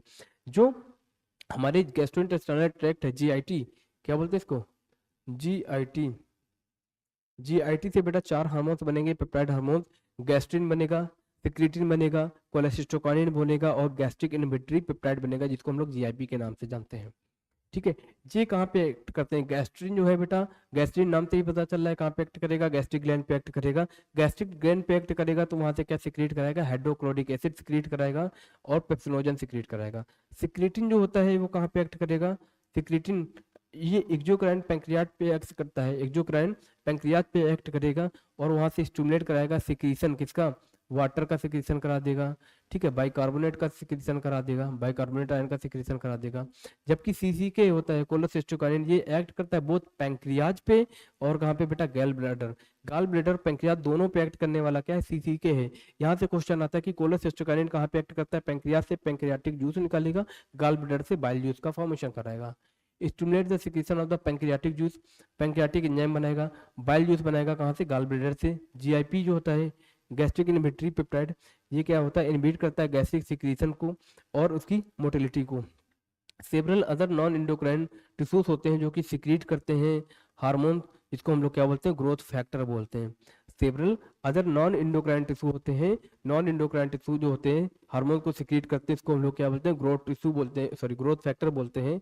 ये जो फैक्टर होते हैं इसेंशियल होते हैं हमारे नॉर्मल ग्रोथ, जो टिश्यू की नॉर्मल ग्रोथ होना है, हमारी उसकी टिश्यू की रिपेयरिंग करना है, रीजनरेशन कराना है, ये ग्रोथ फैक्टर उसके लिए रिस्पॉन्सिबल होते हैं जो कि नॉन इंडोक्राइन टिश्यू के द्वारा बनाए जाते हैं, ठीक है। मैकेनिज्म ऑफ हार्मोन एक्शन की बात करेंगे कि हार्मोन एक्शन कैसे होता है। तो जो हार्मोन्स होते हैं ये प्रोड्यूस किए जाते हैं, अफेक्ट अपने टारगेट ऑर्गन तक अफेक्ट को लेते हैं, बाइंडिंग होते हैं स्पेसिफिक प्रोटीन से, स्पेसिफिक प्रोटीन का नाम होता है रिसेप्टर। जब हार्मोन से बेटा रिसेप्टर से बाइंड करेगा तभी आगे बायोकेमिकल रिएक्शंस होंगे, ठीक है। अब ये जो रिसेप्टर्स होते हैं टारगेट टिश्यू में लोकेटेड होते हैं। हार्मोन रिसेप्टर जो प्रेजेंट होते हैं सेल मेम्ब्रेन पे प्रेजेंट होते हैं टारगेट सेल में, ठीक है। इसको हम लोग क्या बोलते हैं, मेम्ब्रेन बाउंड रिसेप्टर्स बोलते हैं। एंड रिसेप्टर्स जो प्रेजेंट होते हैं इनसाइड द टारगेट सेल, जो कुछ टारगेट सेल के अंदर रिसेप्टर प्रेजेंट होते हैं, इसको हम लोग इंट्रासेलुलर रिसेप्टर्स बोलते हैं। मोस्टली जो न्यूक्लियर इनवलप होते हैं, सॉरी न्यूक्लियर रिसेप्टर्स होते हैं, ये कहाँ पे प्रेजेंट होते हैं, न्यूक्लियस में प्रेजेंट होते हैं। बाइंडिंग ऑफ द जो हार्मोन्स होती है, जब रिसेप्टर से बाइंड करेगा तभी चल के आगे क्या होगा, फॉर्मेशन होगा हार्मोन रिसेप्टर कॉम्प्लेक्स का। हार्मोन रिसेप्टर के साथ बाइंड करेगा तभी हार्मोन रिसेप्टर कॉम्प्लेक्स का फॉर्मेशन होगा। कुछ हार्मोन रिसेप्टर कॉम्प्लेक्स ऐसे होते हैं जो सेल के अंदर प्रेजेंट होते हैं, इसको इंट्रासेलुलर रिसेप्टर्स बोलते हैं। कुछ सेल मेम्ब्रेन पे होते हैं, इसको हम लोग मेम्ब्रेन बाउंड रिसेप्टर्स बोलते हैं, ठीक है, मेम्ब्रेन बाउंड रिसेप्टर्स बोलते हैं। ईच ऑफ रिसेप्टर स्पेसिफिक होते हैं, एक हार्मोन के लिए एक ही रिसेप्टर होगा, ऐसा नहीं कि एक रिसेप्टर कई हार्मोन के लिए काम कर रहा है। स्पेसिफिक रिसेप्टर्स होते हैं, hence receptor are specific. Hormones जो रिसेप्टर कॉम्प्लेक्स होता है फॉर्मेशन करता है, lead to certain biochemical changes, biochemical changes होते हैं। हार्मोन आएगा रिसेप्टर से बाइंड करेगा, बायोकेमिकल चेंजेज होंगे, ठीक है। ये टारगेट टिश्यू में बायोकेमिकल चेंजेस करेगा। टारगेट टिश्यू में मेटाबॉलिज्म एंड जिसकी वजह से क्या होगा, उसकी फिजियोलॉजिकल भी चेंजेस करेगा, फिजियोलॉजिकल फंक्शन को रेगुलेट करेगा जो कि हार्मोन्स के द्वारा होते हैं, ठीक है। On the basis of their chemical nature, chemical nature के बेसिस पे हार्मोन्स को डिवाइड किया गया है ग्रुप्स में, और वो ग्रुप से बेटा क्या है, बहुत इंपॉर्टेंट ग्रुप्स है। यहाँ से क्वेश्चन आता है नीट में, हर साल एक क्वेश्चन आता है यहाँ से, तो इस बात को आप याद रखना कि यहाँ पे जो पेप्टाइड हार्मोन्स के नेचर की बात करेगा, पॉलीपेप्टाइड की बात करेगा, प्रोटीन की बात करेगा, तो क्या होंगे बेटा, इंसुलिन हार्मोन्स हो गया, ग्लूकागॉन हार्मोन्स हो गया, पिट्यूटरी ग्लैंड से निकलने वाले सभी हार्मोन्स जो होते हैं, पिट्यूटरी ग्लैंड से हार्मोन से निकलने वाले पेप्टाइड, पॉलीपेप्टाइड और प्रोटीन नेचर के होते हैं। हाइपोथैलेमिक हार्मोन्स हो गए, इसको आप याद रखना, ठीक है। स्टेरॉयड हार्मोन की बात करेगा, कॉर्टिसोल हो गया, टेस्टोस्टेरोन हो गया, एस्ट्रोडियोल हो गया, प्रोजेस्टेरोन हो गया। एस्ट्रोडियोल बेसिकली क्या है, एस्ट्रोजन है, क्या है, एस्ट्रोजन का एक फॉर्म होता है, ठीक है। आयोडोथेरोनिन की बात करेगा, आयोडोथेरोनिन में बेसिकली हम लोग आयोडीन से रिलेटेड जो बात कर रहे थे वो थायराइड हार्मोन की बात कर रहे थे, तो आप इसको ऐसे याद कर लो। Amino acid derivative, amino acid के डेरिवेटिव क्या होते हैं बेटा, एपिनेफ्रिन होते हैं, इसको आप ऐसे याद कर लो। हार्मोन्स जो होते हैं जो कि इंटरेक्ट करते हैं विथ मेम्ब्रेन बाउंड रिसेप्टर से, नॉर्मली वो सेल के अंदर इंटर नहीं करते हैं, टारगेट सेल के अंदर इंटर नहीं करते हैं, बट वो जनरेट कर देते हैं सेकेंड मैसेंजर। सेकंड मैसेंजर के एग्जाम्पल भी पूछते हैं इस वाले जो पैराग्राफ से, ये क्वेश्चन आने की संभावना रहती है बेटा हर साल। तो सेकंड मैसेंजर के एग्जाम्पल क्या होते हैं, साइक्लिक एएमपी होता है, एएमपी का फुल फॉर्म होता है एडेनोसिन मोनोफॉस्फेट, एडेनोसिन मोनोफॉस्फेट, आईपी3 हो गया, और बेटा कैल्शियम आयन हो गया। ये क्या करते हैं, ये सेकेंडरी मैसेंजर जनरेट करते हैं, ठीक है, क्योंकि मेम्ब्रेन बाउंड जो रिसेप्टर्स है ये सेल के अंदर इंटर नहीं करते हैं, ये सेकेंडरी मैसेंजर को जनरेट करेंगे। सेकेंडरी मैसेंजर का नाम होता है साइक्लिक एएमपी, एडेनोसिन मोनोफॉस्फेट, आईपी3, कैल्शियम आयन, ठीक है। और ये फिर क्या करते हैं, रेगुलेट कर देते हैं सेलुलर मेटाबॉलिज्म को। जो हार्मोन्स होते हैं विच इंटरेक्ट करते हैं इंट्रासेलुलर रिसेप्टर, जो इंट्रासेलुलर रिसेप्टर मतलब सेल के अंदर रिसेप्टर्स जिसके होंगे, जैसे स्टेरॉयड हार्मोन्स के रिसेप्टर्स होते हैं, आयोडोथेरोनिन के रिसेप्टर्स होते हैं, ये मोस्टली रेगुलेट करते हैं जीन एक्सप्रेशन को, जीन एक्सप्रेशन को रेगुलेट करेंगे, क्रोमोसोम फंक्शन को रेगुलेट करेंगे by interaction of the hormones receptor complex, hormone receptor complex जो कि बेटा इसके जीनोम में प्रेजेंट होता है ना, न्यूक्लियस में जाके बेटा एक्ट करेंगे ये, ठीक है। ये cumulative biochemical action, cumulative biochemical action result in the physiological development and effect. इसका मतलब क्या है बेटा, cumulative biochemical action, biochemical action की वजह से क्या होता है, फिजियोलॉजिकल एक्शंस होते हैं, ठीक है, डेवलपमेंटल इफेक्ट देखने को मिलते हैं। यहाँ पे ये डायग्राम बताया गया है, यहाँ पे बेसिकली बताया गया है मेम्ब्रेन बाउंड रिसेप्टर्स के बारे में कि मेम्ब्रेन बाउंड रिसेप्टर्स है, यहाँ पे हार्मोन एफएसएच है, ठीक है, ये रिसेप्टर्स है। और ये क्या है, ओवेरियन सेल वॉल है, सेल मेम्ब्रेन है, सॉरी सेल वॉल तो नहीं पाई जाती है एनिमल में, एनिमल में सेल वॉल नहीं होती, ठीक है, प्लांट में सेल वॉल होती है, बैक्टीरिया में होती है, फंगस में होती है, ठीक है। तो यहाँ पे बेटा सेल मेम्ब्रेन है, सेल मेम्ब्रेन का दूसरा नाम क्या होता है, प्लाज्मा मेम्ब्रेन होता है। तो ओवेरियन बेसिकली हम लोग एफएसएच की बात कर रहे हैं, एफएसएच हार्मोन होता है फॉलिकल स्टिमुलेटिंग हार्मोन्स होता है, फॉलिकल्स का डेवलपमेंट कराता है, तो यहाँ पे ओवरी की बात करते हैं हम लोग। तो यहाँ पे क्या करेगा, सेकेंडरी मैसेंजर पहले आएगा, फर्स्ट रिस्पॉन्स जनरेट करेगा, फर्स्ट रिस्पॉन्स के बाद क्या होगा, सेकंड मैसेंजर होगा, साइक्लिक एएमपी, आईपी3 और कैल्शियम आयन होते हैं, यहाँ पे आईपी3 भी लिख लो, ठीक है, आईपी3 भी होता है। IP3 भी होता है। ये बायोकेमिकल रिस्पॉन्स करते हैं। बायोकेमिकल रिस्पॉन्स के बाद क्या होता है, फिजियोलॉजिकल रिस्पॉन्स होते हैं, और फिर क्या होगा, ओवेरियन फॉलिकल की ग्रोथ होगी। एफएसएच हार्मोन का मेन काम क्या था, फॉलिकल का ग्रोथ कराना, ओवेरियन फॉलिकल का ग्रोथ कराना, तो ये क्या कराएगा, ग्रोथ करा देगा। ठीक है, इसी तरह एक आगे और होगा डायग्राम। ये क्या है, ये बताया गया है कि स्टेरॉइड हार्मोन से, पहले वाला हार्मोन क्या था बेटा, प्रोटीन हार्मोन था। प्रोटीन हार्मोन क्या था, मेम्ब्रेन बाउंड रिसेप्टर्स बना रहे थे। अब यहाँ पे एस्ट्रोजन हार्मोन है। एस्ट्रोजन हार्मोन क्या करेगा, डायरेक्टली हार्मोन रिसेप्टर कॉम्प्लेक्स बनाएगा, इंट्रासेलुलर सेल के अंदर चला जाएगा और जीन एक्सप्रेशन को रेगुलेट करेगा। ठीक है, ये क्या है, यूट्राइन वॉल है, यूट्रस की वॉल है। ये न्यूक्लियस हो गया, ये जीनोम हो गया, जीनोम बोले तो डीएनए हो गया, डीएनए से एमआरएनए, एमआरएनए से क्या बनता है, प्रोटीन बनता है।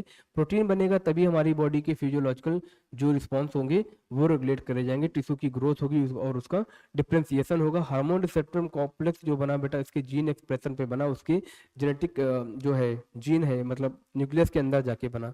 ठीक है, तो ये समझ गए ना कि जो हार्मोन रिसेप्टर कॉम्प्लेक्स होता है, जो मेम्ब्रेन बाउंड होगा, एफएसएच प्रोटीन वाला है, स्टेरॉइड वाला क्या है, अंदर चला जाएगा, जीन एक्सप्रेशन कराएगा, न्यूक्लियस के अंदर जाके बाइंड करेगा। ठीक है, ठीक है बेटा, अभी अपन ने ये चैप्टर खत्म कर लिया है, एनसीईआरटी पूरी कर ली है। अब इसके कुछ क्वेश्चन हैं, उसको प्रैक्टिस कर लेते हैं, फिर ये चैप्टर अपना टोटली एंड हो जाएगा, 11th क्लास का पूरा एनसीईआरटी खत्म हो जाएगा।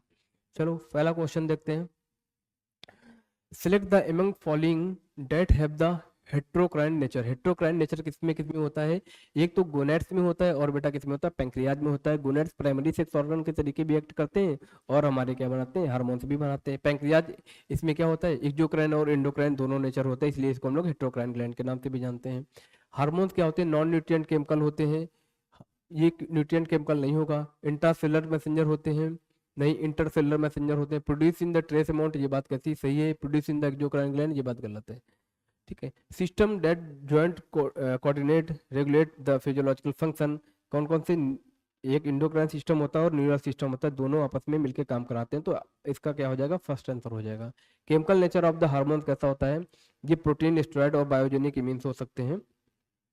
ठीक है, release of the somatostatin, somatostatin के रिलीज ब्लड में हो जाएगा, तो किसके इनहिबिट कर देगा बेटा, ग्रोथ हार्मोन के रिलीज को, है ना। सोमेटोस्टेटिन क्या होता है, ग्रोथ हार्मोन के रिलीज को इनहिबिट कर देता है। इनकरेक्ट की बात कर रहे हैं यहाँ पे, जो न्यूरोहाइपोफाइसिस होता है consist of the two portion, ये बात गलत है, न्यूरोहाइपोफाइसिस नहीं, एडेनोहाइपोफाइसिस, तो बेटा पहले ही इनकरेक्ट हो गया। ठीक है, एडेनोहाइपोफाइसिस को हम लोग क्या बोलते हैं, देखो यहाँ पे adenohypophysis, neurohypophysis consist of the two portion pars distalis and pars intermedia. ठीक है, तो ये तो गलत है ही है। Adenohypophysis also known as the posterior pituitary, नहीं, बात इंटीरियर पिट्यूटरी होता है ये। ठीक है, न्यूरोहाइपोफाइसिस स्टोर टू हार्मोन, तो ये बात कैसी सही है, तो इनकरेक्ट की बात कर रहा था, तो फर्स्ट और सेकंड क्या है, इनकरेक्ट है। Invertebrate process very simple type endocrine system, इसमें फ्यू हार्मोन्स होते हैं। ठीक है, लार्ज केमिकल जो प्रेजेंट होते हैं वो वर्टिब्रेट में देखने को मिलते हैं, तो बेटा इसका आंसर क्या हो जाएगा, थर्ड हो जाएगा। Hormones produce neurosecretory cell of hypothalamus को हम लोग इसको क्या बोलते हैं, न्यूक्लियाई बोलते हैं, जो कि हाइपोथैलेमस में प्रेजेंट होते हैं, उससे हार्मोन्स बनते हैं। ठीक है, which hormone followed the regulate of the growth of the memory gland, memory gland की ग्रोथ के लिए कौन सा हार्मोन होता है, प्रोलैक्टिन होता है, मिल्क का फॉर्मेशन कराता है, मिल्क का प्रोडक्शन कराता है। Impairment of the ADH, ADH की कमी हो रही थी, मैंने क्या बताया था, डायबिटीज इंसिपिडस होता है एडीएच की कमी की वजह से। इनकरेक्ट, सॉरी करेक्ट बताना है, low secretion of growth hormone, low secretion of growth hormone से क्या हो जाएगा, एक्रोमेगली, बात गलत है, स्टंटेड ग्रोथ होगी। High secretion of the growth hormone से पिट्यूटरी डॉर्फिज्म, ये बात भी गलत है। Low LH in female induce ovulation, ये बात कैसी सही है, high secretion of ADH enhance the body, ये बात गलत है। ठीक है, according to this question LH जो होता है वो फीमेल में इंड्यूस कराता है ओवुलेशन को। How many of the hormones not related to the interior pituitary, interior pituitary से कौन से हार्मोन रिलेटेड नहीं है, ऑक्सीटोसिन नहीं है बेटा, और क्या है, और वेसोप्रोसिन नहीं है। ऑक्सीटोसिन, वेसोप्रोसिन पोस्टीरियर पिट्यूटरी से रिलेटेड है, तो यहाँ पे सिर्फ दो हार्मोन्स हैं जो कि रिलेटेड नहीं है इंटीरियर पिट्यूटरी से। ऑक्सीटोसिन एक्ट करता है स्केलेटल मसल, नहीं, ये बात गलत है, स्मूथ मसल पे एक्ट करता है। Posterior pituitary secret hormones called melatonin, बात गलत है, मेलेटोनिन नहीं सीक्रेट करता है, तो बोथ स्टेटमेंट फर्स्ट और सेकंड गलत है। इंटीरियर पिट्यूटरी से मेलेटोनिन बनता है, बेसिकली पास इंटरमीडिया से बनता है। ठीक है, एमएसएच, सॉरी यहाँ पे मिलेटोनिन की बात कर रहा है ना, मिलेटोनिन। ठीक है, तो ये पोस्टीरियर पिट्यूटरी, हाँ ठीक है, ये बेसिकली पीनियल ग्लैंड्स होते हैं ना, वो मेलेटोनिन बनाते हैं, तो इंटीरियर पिट्यूटरी का पार्ट है, वो पोस्टीरियर पिट्यूटरी का पार्ट नहीं है। Posterior pituitary under direct control, ये बात सही है, पीडी से मैंने बताया था पेन ड्राइव, ये बात सही है। Melatonin influence the metabolism pigmentation and menstrual capability, ये बात भी सही है। तो दोनों स्टेटमेंट रीजन ट्रू है बट करेक्ट एक्सप्लेनेशन नहीं है, तो आंसर क्या हो जाएगा इसका, सेकंड हो जाएगा। ऑक्सीटोसिन जो होता है, ऑक्सीटोसिन क्या करता है, मिल्क इजेक्शन में हेल्प कराता है, मिल्क इजेक्टिंग हार्मोन्स होता है। फर्स्ट का बी जिस ऑप्शन में दिया हो वो सही हो जाएगा, थर्ड हो जाएगा बेटा, ठीक है। बाकी आप एल्डोस्टेरोन जो होता है वेसोप्रोसिन, ये मेंटेन करता है, ठीक है। थर्ड का क्या हो जाएगा, डी, और फोर्थ का क्या हो जाएगा, सी हो जाएगा, और इसका क्या हो जाएगा, ये हो जाएगा। ऐसे मैच कर लेना। पीटीएच जो होता है मैंने बताया था, पैराथायरॉयड हार्मोन जो होता है, पैराथायरॉयड हार्मोन्स होता है, ये क्या होता है, हाइपर कैल्सियमिक हार्मोन्स होता है, कैल्शियम बढ़ाता है। Hypothyroidism leading to the dwarfism mental retardation refer to the cretinism, है ना। प्रेगनेंसी के टाइम क्या हो जाएगा, इसका कमी हो जाएगा। तो what number of the parathyroid gland, 4 number होती है बेटा, 4 होते हैं पैराथायरॉयड ग्लैंड। इनकरेक्ट स्टेटमेंट बताना है, thyroid gland is compose of the follicle and stroma, ये बात कैसी है, सही है। Exophthalmic goitre form by the hypothyroidism, ये बात गलत है, हाइपर की वजह से होता है, तो यही आंसर क्या हो जाएगा, इनकरेक्ट हो जाएगा। Secretion of PTH regulated by the circulating, किसको रेगुलेट करता है, कैल्शियम आयन को रेगुलेट करता है, ब्लड में कैल्शियम लेवल को मेंटेन करता है, ठीक है। आइडेंटिफाई करना है, ये क्या है बेटा, पैराथायरॉयड ग्लैंड है, 4 हैं, एक लोब में कितनी होती हैं, 2 होती हैं, ठीक है। थायराइड के पीछे पाई जाती है parathyroid. Deficiency of iodine our diet, जिसकी वजह से क्या होता है, हाइपोथायरॉयडिज्म होता है, इनलार्ज हो जाएगी हमारी थायराइड ग्लैंड, और इस कंडीशन को अपन क्या बोलते हैं, गोइटर बोलते हैं, ठीक है। Thyroid gland important role play करती है किसमें, सपोर्ट करती है process of red blood formation में, सही है। रेगुलेट करती है बीएमआर को, सही है। कंट्रोलिंग द मेटाबॉलिज्म, सही है। ये सारे के सारे ऑप्शन इसके बेटा क्या है, ऑल ऑफ दीज सही हो जाएगा। अब ट्राईआइडोथेरोनिन को हम लोग क्या बोलते हैं, T3 के नाम से जानते हैं, ठीक है। फर्स्ट का ए, फर्स्ट का बेटा फर्स्ट ऑप्शन में है, ठीक है। पीटीएच जो होता है हाइपर कैल्सियमिक हार्मोन्स होता है, और T3 ये होता है, और नंबर ऑफ पैराथायरॉयड ग्लैंड 4 होते हैं। Iodine is essential for the normal rate of the synthesis of thyroid gland, ये बात सही है। Deficiency of the iodine in result to the hypothyroidism, इसको हम लोग बोलते हैं, ये बात सही है कि हमारी थायराइड ग्लैंड के लिए नॉर्मल फंक्शन के लिए आयोडीन की मात्रा जरूरी है, तो असर्शन रीजन 2 है, करेक्ट एक्सप्लेनेशन भी है उसका, ठीक है। ये जो है ए बी सी डी की बात करेगा। ए वाला जो है, ए वाला क्या है, एड्रिनल ग्लैंड हो गया, बी वाला क्या हो गया, फैट हो गया, सी वाला क्या हो गया, कॉर्टेक्स हो गया, डी वाला क्या हो गया, मेडुला हो गया। इसका आंसर बेटा फर्स्ट हो जाएगा। करेक्ट सीक्वेंस बनाना है लेयर को, ठीक है, आउटसाइड टू इनसाइड, GFR, ठीक है। आउटसाइड टू इनसाइड, जो बाहर क्या है बेटा, ग्लोमेरुलसा है, फिर फेसिकुलेटा है, फिर रेटिकुलरिस है, आंसर इसका फर्स्ट हो जाएगा। Which of the following hormone produce anti inflammatory reaction, immunosuppressor जो होता है मैंने बताया था कॉर्टिसोल, कॉर्टिसोल जो होता है इम्यूनोसप्रेसर की तरीके एक्ट करता है। A person entering the empty room पे देखा सांप देख लिया, इमरजेंसी सिचुएशन हो गई, इपिनेफ्रिन रिलीज हो जाएगा, एड्रिनल मेडुला से स्टिमुलेट कर देगा सिंपैथेटिक नर्वस सिस्टम को, तो आंसर ये क्या हो जाएगा, सही हो जाएगा। Select the statement correct, correct statement बताना है, indicate function of the insulin, insulin का फंक्शन क्या होता है, प्रमोट करता है लिपोजेनेसिस, ये बात सही है। प्रमोट करता है प्रोटीन सिंथेसिस, प्रमोट करता है ग्लाइकोजेनेसिस, ये बात सही है, सारे के सारे फंक्शन हो जाएंगे। एड्रिनल ग्लैंड को हम, एड्रेनलिन को हम लोग एपिनेफ्रिन बोलते हैं, ये बात सही है। Adrenaline and non adrenaline collective catecholamines, ये बात भी सही है। Epinephrine and non epinephrine are release at the time of stress, ये बात भी सही है। Insulin act at the catecholamines, तो इंसुलिन जो होता है ये भी एक्ट कर सकता है बेटा कैटेकोलेमिन्स, ठीक है, ये भी एक्ट कर सकता है कैटेकोलेमिन्स के तरीके, तो इसका आंसर थर्ड हो जाएगा। जो patient with the hyperglycaemia है, तो उसको हम लोग कैसे ट्रीट करते हैं, इंसुलिन थेरेपी देके, मैंने आपको बताया था। हाइपरग्लाइसेमिक हार्मोन्स और हाइपोग्लाइसेमिक, हाइपरग्लाइसेमिक हार्मोन्स बोले तो ग्लूकागॉन, नहीं, हाइपरग्लाइसेमिक हार्मोन्स बोले ग्लूकागॉन, और हाइपो बोले तो insulin. Main type of the cell, जो अल्फा सेल से क्या बनता है, main type of the cells जो होती हैं वो अल्फा सेल होती हैं, islets of Langerhans, alpha cell and beta cell. Beta cell क्या करती हैं, सिक्रीट करती हैं, बीटा सेल, देखो यहाँ पे अल्फा सेल हो जाएगा। Main type of the cell a are islets of Langerhans में होती है। बी वाला क्या हो जाएगा, ये हो जाएगा। सी वाले से क्या हो जाएगा, ग्लूकागॉन, नहीं, आइसोलेट्स होगा, इससे क्या होगा, देखो अल्फा से क्या बनता है, ग्लूकागॉन बनता है, ग्लूकागॉन बनता है। बीटा से क्या बनता है, इंसुलिन बनता है, इंसुलिन बनता है।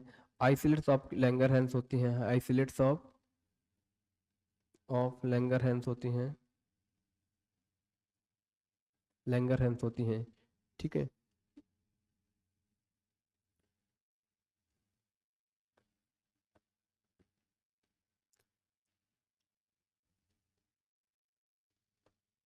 तो ये वाला इसमें क्या है, alpha cell, beta cell, islets of Langerhans, glucagon.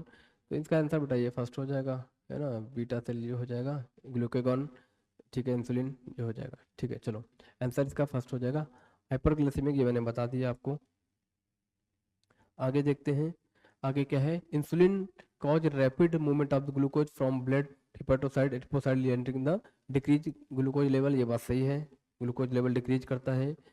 Insulin act on the mainly hepatocyte adipocytes and enhance the cellular uptake of utilisation, दोनों के दोनों सही है, और करेक्ट रीजन एक्सप्लेनेशन भी है सर्सन का। लिस्ट करना है अपन को, मैचिंग करना है, यहाँ पे मैचिंग क्या हो जाएगा, decrease glucose level, glucose level को डिक्रीज कौन करता है, मतलब हाइपोग्लाइसीमिया हो जाएगा, फर्स्ट का बी हो जाएगा, तो थर्ड ऑप्शन में दिया गया है। Process of conversion of glucose to glycogen, glucose to glycogen को हम लोग क्या बोलते हैं, ग्लाइकोजेनेसिस बोलते हैं। हार्मोन फाइट और फ्लाइट वाले होते हैं, कैटेकोलेमिन्स बोलते हैं। अंडर जो होता है इन्फ्लुएंस हार्मोन, जो कि under production of the hormones जो कि एड्रेनल कॉर्टेक्स से होते हैं, उससे क्या बनती है, एडिसोन डिजीज होती है। ठीक है। जीआईपी बोलते हैं गैस्ट्रिक इनहिबिटरी पेप्टाइड, ये हो जाएगा फर्स्ट का सी, फर्स्ट का सी बेटा, इसको अपन वो कर लेंगे। कॉर्पस ल्यूटियम जो होता है प्रोजेस्टेरॉन को बनाता है, फोर्थ का ए हो जाएगा, फोर्थ का एक इसमें दिया है, सेकंड ऑप्शन में दिया है, इसको सही कर लेंगे। एंड्रोजन जो होता है एक्ट कहाँ पे करते हैं, टीएनएस पे एक्ट करते हैं। ठीक है, सेक्सुअल बिहेवियर लिबिडो करते हैं, और ये क्या होते हैं, एनाबॉलिक होते हैं। जो यहाँ पे बात कर रहा है, ये क्या है, ए बी सी के बारे में बताना है। ये एफएसएच है बेटा, ये कैसे हार्मोन है, पेप्टाइड वाला हार्मोन था बेसिकली। ये ए जो है ये जनरेट करता है सेकेंडरी मैसेंजर। बी वाला क्या है, फिजियोकेमिकल नहीं होता है, फिजियोलॉजिकल नहीं होता है, फिजियोलॉजिकल तो बाद में होता है, पहले बायोकेमिकल होता है। जनरेशन ये इसका थर्ड हो जाएगा आंसर सही, कि जनरेशन सेकेंडरी मैसेंजर जनरेट करेगा, फिर क्या होगा, बायोकेमिकल होगा, उसके बाद क्या होगा, फिजियोलॉजिकल होगा। Among the following that not in the secondary messenger, secondary messenger क्या है भाई, सोडियम सेकेंडरी मैसेंजर थोड़ी ना है। ठीक है। अब hormones action if receptor molecule remove कर दिए जाए टारगेट ऑर्गन से, तो क्या होगा, कोई रिस्पॉन्स नहीं होगा, कोई हार्मोन से रिस्पॉन्स नहीं कर पाएगा। ठीक है। तो ये बेटा सारे के सारे थे, हमने इस chapter chemical control and chemical coordination के बारे में पढ़ लिया। ठीक है, इसके पहले हमने न्यूरल कंट्रोल एंड कोऑर्डिनेशन पढ़ा था, हमने पूरी ह्यूमन फिजियोलॉजी बेटा खत्म कर ली है, प्रॉपर तरीके से क्वेश्चन भी कर लिए हैं। अब हम लोग मिलते हैं नेक्स्ट नेक्स्ट 12th के टॉपिक में, जिसमें हम लोग पढ़ेंगे ह्यूमन रिप्रोडक्शन के बारे में पढ़ेंगे बेसिकली। तो 11 का बेटा सारा एनसीईआरटी खत्म कर दिया मैंने विद पीवाईक्यू, है ना, विद क्वेश्चंस, और लाइन टू लाइन हमने रिकॉर्ड करी है। आई होप कि आपने बेटा इसका एंजॉय किया होगा, आपको चीज़ें समझ आई होंगी, आपकी एनसीईआरटी में ग्रिप बढ़ेगी। ठीक है, तो पढ़ते रहो बेटा, आगे बढ़ते रहो, बेस्ट ऑफ लक। मिलते हैं नेक्स्ट वीडियो में, जिसमें हम लोग 12th के बारे में पढ़ेंगे, रिप्रोडक्शन, ह्यूमन रिप्रोडक्शन के बारे में पढ़ेंगे। Thank you, best of luck.